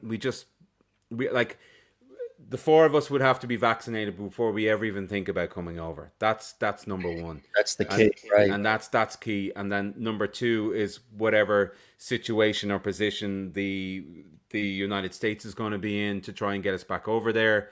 So look, we don't know what the immediate future holds, but all we can do, all of us, is to try and keep our heads together and just try and be as positive we can and help out each other. And if anybody ever needs to chat, send me a message and I'll be on the phone, no problem to them. So look, that's what keeps me going. My mom is 83 now. She lives about 25 minutes away from me, so I try and get to see her a couple of times, mask on, outside the house, make sure That's she's a okay. blessing. She's My living on her folks own. are 1,200 miles away in Florida, and we haven't been able, nobody's been able to get together because of the COVID. Everybody wants to be vaccinated. You know, we have a big family. My mother's the youngest of 16. Wow. Big family. Wow. So couldn't do the big Christmas and Thanksgiving that we wanted to normally do, that we've done for years, because of everything being so crazy. So we're hoping to get together. There's some big birthdays and other, you know, Mother's Day, other Easter, big things coming up. Yeah. So we're hoping that we can do it relatively soon. Oh, I hope so. Yeah. Look, Your mom is close enough. Yeah, she's 25 minutes away. We're all very close together, so we were all living quite close, so we can either pop over to her every day. So yeah, at least that's all good, and we can do that. So yeah, just wishing everybody a bit of love and happiness, and just try and stay together and keep their heads together and listen to some High Kings music if they're feeling low. Exactly right. Exactly right. It's what it's all about. We're doing things to inspire and uplift people, and saying thank you for such an amazing afternoon. This is a wonderful start to this love weekend. Have to go now. Dinner date with my love of my life, the love of her life. Dinner date with her granddaughter. Oh, isn't that beautiful? There you go. M. Schmidt says my mom's the third youngest of 14 children. Did I? Mary Bishop says wonderful chat to Jim and Brian and Ann and Roxy and Sam. Thank you and take care. Did I tell you quickly this story about marching in the St. Patrick's Day parade in New York City that I did maybe 2 years ago? I was marching in the parade, and friends of mine, part of the Irish consulate in New York, and they said, hey, we'd love for you to march with us. And I hadn't marched in the parade since I was in, I think, the Air Force ROTC, and I was in the color guard, and we were at the head of the parade when I was like a teenager. So this was a cool opportunity to march in that parade. And I know you've been involved in the parade and everything too in New York. So they say, we are with County Cork. So would you like to march with us? And I said, sure, you know, I'd be happy to. Any division part of Ireland, I'll be happy to march with you. So they said, okay, you're going to march with Cork. And we got all set up. We started marching. We're going down Fifth Avenue in New York City. A beautiful day, sunny, St. Patrick's Day. I mean, couldn't get any better. Everybody wearing the green. And I hear these people on the sides of, you know, rows and rows of people, kids, grandmothers, all ages, smiling and waving. The viewers know this story. And so I hear them yelling out something to us, but I make out what they were saying. So I said, you know, it's New York, and you know, they are very expressive and enthusiastic and passionate in New York. And I'm from New York originally, so I know. So I figured, you know, they could be screaming out virtually anything. So I heard them say, up something, up something. So I thought that I was hearing them say, and they're waving and they're smiling. And I thought they were saying, up yours, up yours, up yours. And I'm like, and I'm waving back to the children and the grandmothers. You too, you too, you too. And then my friend, she taps me on the shoulder and she goes, Jim, as we're marching, she goes, Jim, you're waving and you're saying you too and you too. What do you think they're saying? I said, I don't know. You know, it's a New York crowd. They're very expressive. You know, they could be saying, you know, up yours or whatever with a smile. Who knows? She goes, that's not what they're saying. I said, well, what are they saying? She goes, Jim, they're saying up Cork. Up Cork. up Cork. Celebrating Cork. So it's not up yours. Up Cork. Up Cork. Oh, brilliant. Isn't that funny? Oh, that is brilliant. Hey, you know, it's like, so now I know when they say up something, it's up Cork and not up yours. Not up yours. No. They couldn't be saying that, of course. They couldn't be saying that. They couldn't be saying that. That's cool. Well, Brian, this was really amazing, my friend. I want to toast you again. I know it's getting late where you are, but thank you, sir. You're the best, and it really was fantastic having you join us. And I know you were excited, and you promoted it. You told everybody about it. I was really excited to, you know, just to even though we're on the air doing this show, just to catch up with you and see, you know, how your life is going, and all the things you're working on, and very, proud of some of the cool things you guys have coming out, which I think is, it's not easy. We all work hard in these respective fields to make everything look easy and effortless. We've talked about that on this show, because when people come and they listen to your music, whether it's at a concert or they just, Spotify, Amazon, CDs, whatever, sometimes you really don't want them to know about all the blood, sweat, and tears and sacrifice that goes into doing all of these kinds of jobs.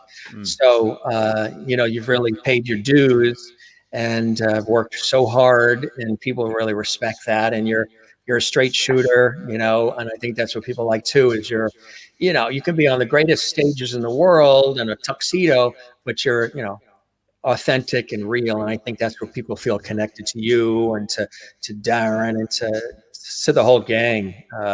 Leslie says this was a great show. Thanks to Brian, the whole Dunphy family. Please stay safe. Much love from Seattle, Washington. Thank you. Thanks, Jim. You're very welcome. Carol says, thanks, Brian and Jim. What a fabulous way to spend Saturday evening. Can we do it again next week? Well, Brian, you're welcome back anytime, of course. We don't have to go this long. We've been wanting to catch up for the longest time. Yeah. So we went a little longer. This was a great show. Thanks to Brian. You're welcome. M. Schmidt says, thank you, Brian and Jim, for the wonderful chat tonight, Brian. I've got a front row seat in Bethlehem, Pennsylvania. I'm looking forward to the day that show can happen. Absolutely. 'Twas a pleasure to me. Thanks, Jim and Brian. Good night and bye. Thank you. Linda here saying we all need to be safe first. Thanks for a wonderful day from Norma. And love it, love it, love it. Cool stuff. Really nice. We Beautiful. should probably finish on a song, shouldn't we? That would be nice. That would be a real classic gesture. Yeah. As I came down to Dublin City at the hour of 12 of the night, who should I see but the Spanish lady washing her feet back in the light. First she washed them, then she dried over a fire of amber coal. All my life I never see a maid so fair since I did roam. Whack for the tooraloo laddie, whack for the tooraloo lay, whack for the tooraloo laddie, whack for the tooraloo lay, whack for the tooraloo laddie, whack for the tooraloo lay, whack for the tooraloo laddie, whack for the tooraloo lay. As I came back to Dublin City at the hour of 8:30, should have spied by the Spanish lady brushing her hair in the broad daylight. First she brushed it, then she tossed it on her lap with a silver comb. All my life I never see a maid so fair since I did roam. Whack for the tooraloo laddie, whack for the tooraloo lay, whack for the tooraloo laddie, whack for the tooraloo lay, whack for the tooraloo laddie, whack for the tooraloo lay, whack for the tooraloo laddie, whack for the tooraloo. I returned to Dublin City as the sun began to set. Who should have spied by the Spanish lady catching a moth in the golden net? When she saw me, then she fled me, lifting her petticoat over her knee. All my life I didn't see a maid so fair since I did roam. Whack for the tooraloo laddie, whack for the tooraloo lay, whack for the tooraloo laddie, whack for the tooraloo lay, whack for the tooraloo laddie, whack for the tooraloo lay, whack for the tooraloo laddie, whack for the tooraloo lay. Quick and easy, Jim. Quick and easy. Sometimes that's the best way. That's the job. That's it. Thank you, my friend. It was an absolutely wonderful experience, and I really appreciate it from the bottom of my heart. And let's do it again sometime soon. Right back at you. Right back at you. Time Travel 888. Awesome show, Jim. Take care of Brian and Annie. Leslie says, thanks for having Brian on, Jim. My pleasure. He's a dear friend. And it was when I asked Brian if he'd like to hop on, he immediately said, just tell me when and where, and I'll be there. And that is somebody that's a friend. Bravo on today. Loved it from Merlin in Canada. Rachel sends hearts. Thank you, Jim Masters TV. This was great. My pleasure. Hearts from Patricia. Cheryl says, thanks, Brian, for a great afternoon, and Jim for having Brian on. Our pleasure. Leslie says, please come back, Brian. This was fun. Really cool stuff, my friend. Much love from Wisconsin. Great evening. Well done, guys. Thank you for a wonderful afternoon. Norma, gives all kinds of smiles. Thanks, Brian. Beach, ocean, zen. Jenna, thanks. You still doing the whiskey, Jennifer? Whiskey and beer? You're going to need a Tums after that. Thanks for a great night, Jim and Brian. Keep it real, guys. Well done tonight. Thanks, Brian and Jim. Love the show. Perfect. That's what we aim for here on the show. And smiles. Christine Clifton in North Carolina. Thanks, Jim and Brian, for an enjoyable conversation. Fantastic music on today's show. Thanks for your time, stories, and sharing your talents with us. Take care. And hearts from Rachel. There's a lot of love going on, Jim. Yeah, it's a Lovity Fest on our show, isn't it? Lovity Fest weekend, man. It's kind of cool. Valentine's weekend. My friend, I hope the show met whatever expectations you had and you enjoyed the time as much with me as I certainly have with you. Absolutely, and much more. And I just want to thank everybody for watching and supporting the High Kings over this time. It's been a mad time, but we'll get there in the end. And looking forward to seeing you all out there again. So thank you so much. And Jim, thank you so much for this. It's just brilliant. Thank you. Oh, my pleasure. And once again, cheers to you and your family. Cheers, and man. We will see you again real soon. Okay. You be well, you stay healthy, and keep me posted on everything that's going on. And we'll see you soon, hopefully in person. And again, you're back anytime you want on our show. We'll keep the porch light on for you. Okay. Thank you so much, man. Bye-bye. Cheers. Take care now. Bye-bye. Bye-bye now. Incredible Brian Dunphy live here on an epic episode of the Jim Masters Show Live. Hope you guys enjoyed it. I already know the answer to that question. You've been posting away all afternoon, or for those of you watching in the GMT time zone, UK and Ireland, it's and folks in the Netherlands and Spain and all over. You've just been so passionate today with your comments, and I'm a very viewer-centric host and presenter, so I love bringing all of you in. And thanks for joining us with all of the wonderful conversations. I just wanted to show you something really special we got from Sir James Galway, who was a guest on the show. He shared this wonderful comment about his time with us here on the show, and I thought it was beautiful, so I wanted to share it with you if you didn't see it.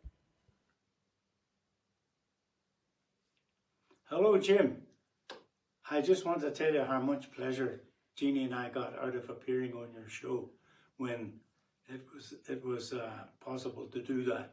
I hope in the future we'll be able to do it again and take part in a great show. That is the incomparable Sir James Galway. He and Lady Jean Galway were guests of the Jim Masters Show Live from their home in Switzerland, and it was really an honor to have them on. If you want to see more of the Irish artists, you want to see that chair shot again? There you go. There's the chair shot.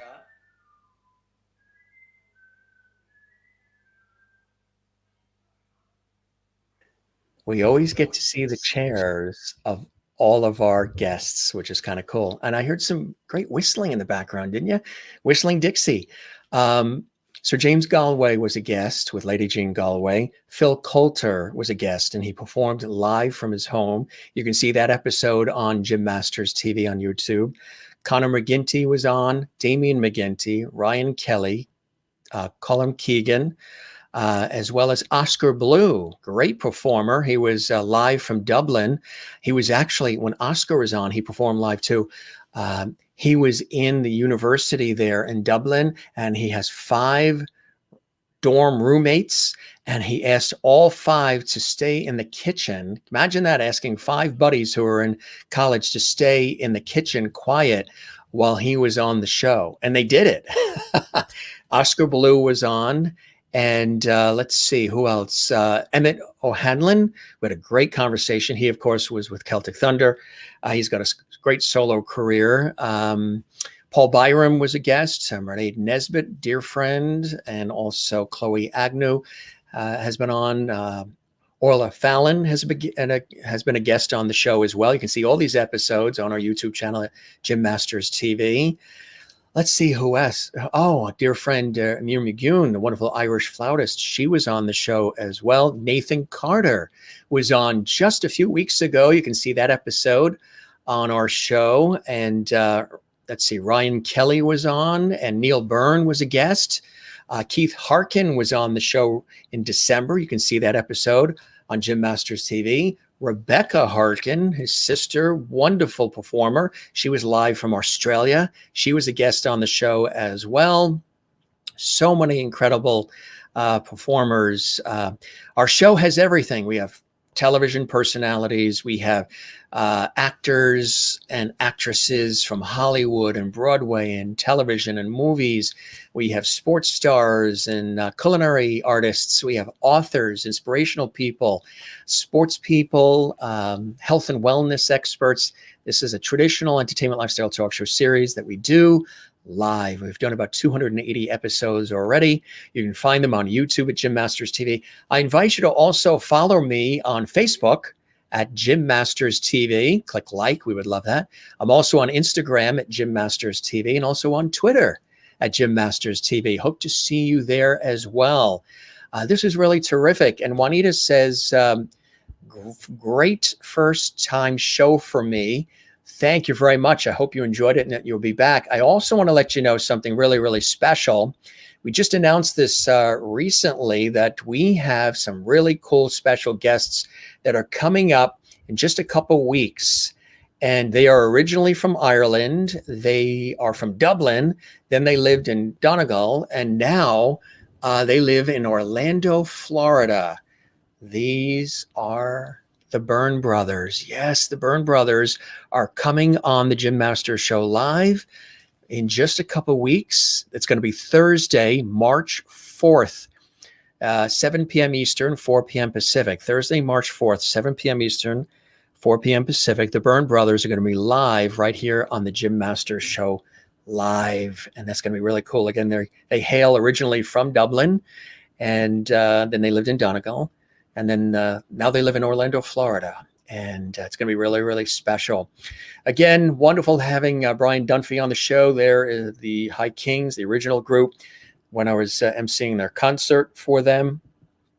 This was the first time we met. This was on public television in the United States. I was hosting that night and was requested to interview all the lads when they first came over.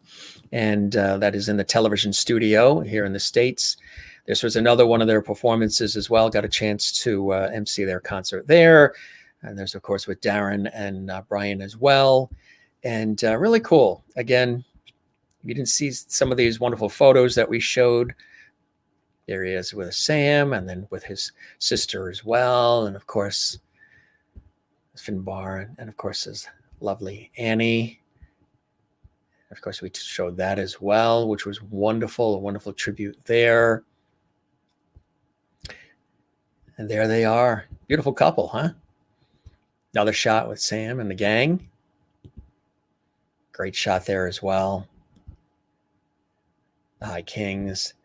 There they are on set doing their thing. Another cool shot. We showed these earlier, but just doing a little bit of a recap there for you. More great shots. That's when he was on Regis and Kelly, the American television presenter Regis Philbin, on his show in the States. There he is with Darren. That was Lockdown Live. The High Kings, of course. There he is with his dad.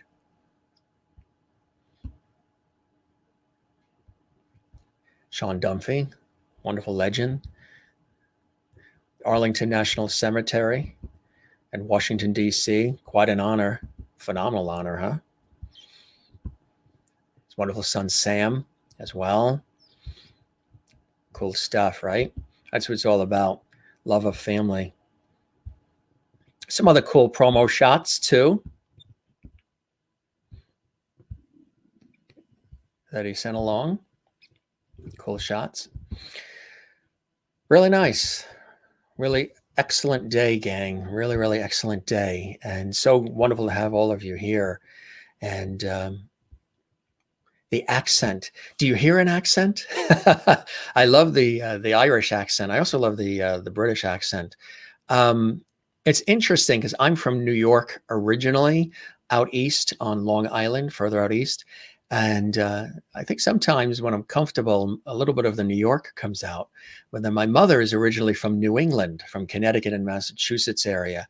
She's from Connecticut, but we have relatives we have relatives literally all over the country, Canada, Europe as well. So I'm English on mom's side of the family and dad's side of the family, Irish on my mother's side of the family. And then back on my mother's side, we have some Swedish and French in there as well. So English, Irish, Swedish, and French. Oh, you do because you're French. That's amazing. So my accent isn't as New York as maybe an authentic New York accent would be. And maybe that's because of being on the air all these years and being here in Southern New England, possibly. And yes, we've got another show coming up in about an hour and 15 minutes. We're doing a very special Valentine's Day Lovity host chat, viewer chat episode, 2 episodes of the Jim Masters Show live. Just want to show you guys some of the amazing guests that are coming up next week. Of course, we thank Brian, our fantastic friend Brian, for joining us here on the show. Coming up on Tuesday, we have incredible smooth jazz saxophonist and composer Will Donato coming up live at 7 p.m. Eastern, 4 p.m. Pacific on the Jim Masters Show live. Then we have Hollywood legend Hank Garrett, who was in the very popular television series Car 54, Where Are You? Also the voice of G.I. Joe and so much more. He is a television and film legend.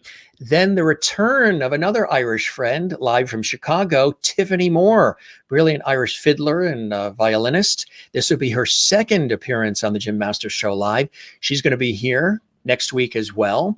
And then coming up on Friday, we have legendary, incredible bassist and entertainer Kenny James. He's a legend, and he's going to be here live. He's going to perform live, and that is on Friday. Just want to let you know as well, just announced that legendary, incredibly beloved television Hollywood icon Dee Wallace is going to be joining us, and that's going to be on March 6th, Saturday night, March 6th. She was in the movie E.T., the extraterrestrial, of course, E.T. She was in The Hills Have Eyes, The Howling, on Starsky and Hutch, Policewoman, The Streets of San Francisco, the TV series Touched by an Angel, Murder, She Wrote with Angela Lansbury, and so much more.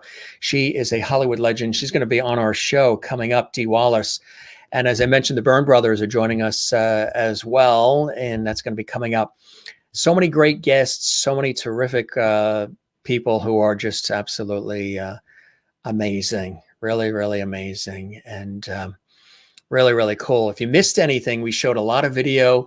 Brian also performed live as well for us, and it was really, really something special today. And cool catching up with my friend that we've known each other for a long time. And let's see. Yes, hearts and smiles from Mary. Thank you very much. And to sister, love it. And Christo says, any chance to schedule Johnny? He's the iconistic legend.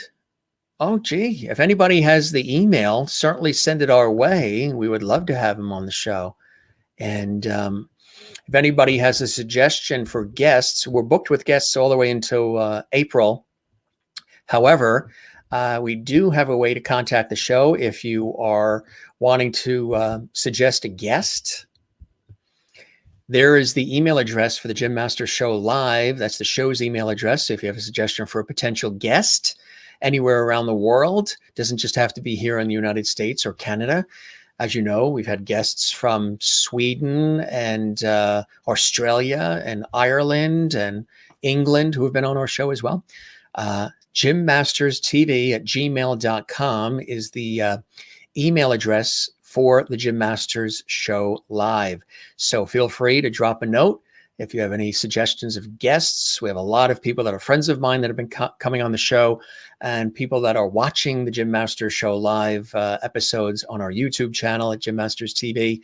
So they're liking it and they want to pop on as guests, which is wonderful. And they don't have to just be performers or entertainers. They can be people who are just doing wonderful things in our world, you know? So there is the email address for the show. Once again, we thank our wonderful friend and the multi-talented Brian Dunphy.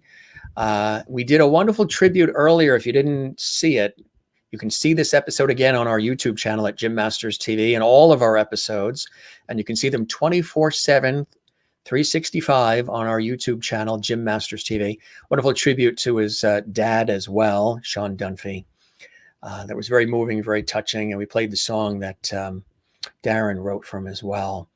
And National Beat Poetry Foundation Incorporated. We love you guys. Thanks for tuning in as well. Love it, love it, love it. Oh,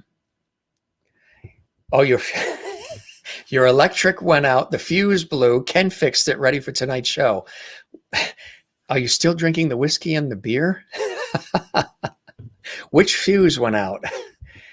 Thanks, gang. You guys are the best. And we will see you in about an hour. I know we're going to have to do a quick change here. Good night, everyone. We'll see you soon. And really, really wonderful. Good night, everybody. Mary, thanks for joining us. It was really a treat having you here as well. We had so much fun. Juanita says, great first time show for me. I hope you'll be back. And wonderful having you, Juanita. Great show. Stay healthy and safe. Till next time. Julie, you too as well. Loved having you here. And Hop 13 is in your now on your grocery list. I know we're gonna have to get that imported. And you're very welcome. And Christine as well. Thank you very much, Christine. And Merlin, bravo on today. Loved it. You're very welcome, Merlin, and everybody watching. And we'll be back in 1 hour at 7 p.m. Eastern, 4 p.m. Pacific. We'll have some fun with our Valentine's Lovity episode of the Jim Masters Show Live. Thank you. I love you. Ian, great having you on the show. Thanks for joining us as one of our viewers. And you're now a Lovity with the rest of the gang. And cool stuff, cool stuff. So, yeah, if you guys suggest some guests, feel free. I know there's a lot of wonderful performers and not just performers, but again, we've had so many guests from all kinds of different backgrounds. All are welcome. We toast all of you from all of us here at the Jim Masters Show Live. A couple of things that we do at the end to share the spirit of positive vibes. We always say, don't forget to smile. Don't forget to smile, and don't forget to share the smile with the world. Don't forget to share the Lovity, as we talk about here on the show. And of course, we are here, the Jim Masters Show Live, Entertainment Lifestyle Talk Show Series, daily, 7 p.m. Eastern, 4 p.m. Pacific is our regular time. YouTube, Jim Masters TV. And again, you can also find me on Facebook, Instagram, and Twitter at Jim Masters TV. And find your Zen place. We found out Brian loves the ocean. Of course, makes sense with Ireland being surrounded by the Atlantic and North Atlantic and more. I grew up on the East Coast of the United States, so the ocean speaks to me as well. Jennifer Barry loves the mountains. And you really have to drag me out of the ocean. I love swimming, surfing, sailing, all of it. Kiteboarding, all of it. Kite surfing and just walking the ocean. It's so beautiful. So find your Zen place. My number one Zen place, of course, is time spent with loving family and friends. That means the most. And my work in television and radio and stage all these years too has meant a lot to me. My career and everything that I do and have done in television and radio and so much more as a host and presenter and personality. So love that as well. And we also say before we go, don't forget to relax. Don't forget to relax and breathe from the diaphragm. It's really good to do that. And try to, enjoy life. Not every day is going to be perfect. Not every day is going to be rosy and, cheeky. However, make the best of it. Make the best of it. We all are and we all do. And breathe from the diaphragm. And don't forget to love one another and to love yourself. Very important. Not in an egotistical, narcissistic way. Just realize that you are important and you are of great value as well. And relax. We always show that at the end of every episode of the Jim Masters Show Live. So you guys are fantastic. Welcome everybody who joined us for the very first time. Tell everybody about our show. Share the Lovity. Spread the word. Subscribe to the YouTube channel, Jim Masters TV. And we'll keep pumping out all these great shows. And Karen in Nova Scotia, what a wonderful show with Brian today. Thanks for that, Jim. My pleasure, Karen. Hope you're having a good day in beautiful Nova Scotia. Great day. See you a little later for host chat. You Got it. The house fuse blew out, but not your fuse yet. You started your Jameson whiskey early in the day, and then the beer. Wow, you've got a very strong stomach, Jennifer. All right, gang. See you later. Yes, Lovity and Valentine's as well. That episode is coming up momentarily, about an hour. So we will see you then. Love you all, and thanks for watching this episode of the Jim Masters Show Live Entertainment Lifestyle Talk Show Series. It was really wonderful having all of you here, and we hope to see you again soon. Again, we are back here at 7 p.m. Eastern, 4 p.m. Pacific in about one more hour for our special Valentine's weekend Lovity host chat viewer episode. We'll have some fun. Until then, thank you very much for joining us, and thanking you for your time this time. Till next time, this is your host, Jim Masters. You guys are the best. Sharing the Lovity around the world on our series, The Jim Masters Show Live. You take care. You be well. We love you all. We'll see you again soon. Thanks for joining us.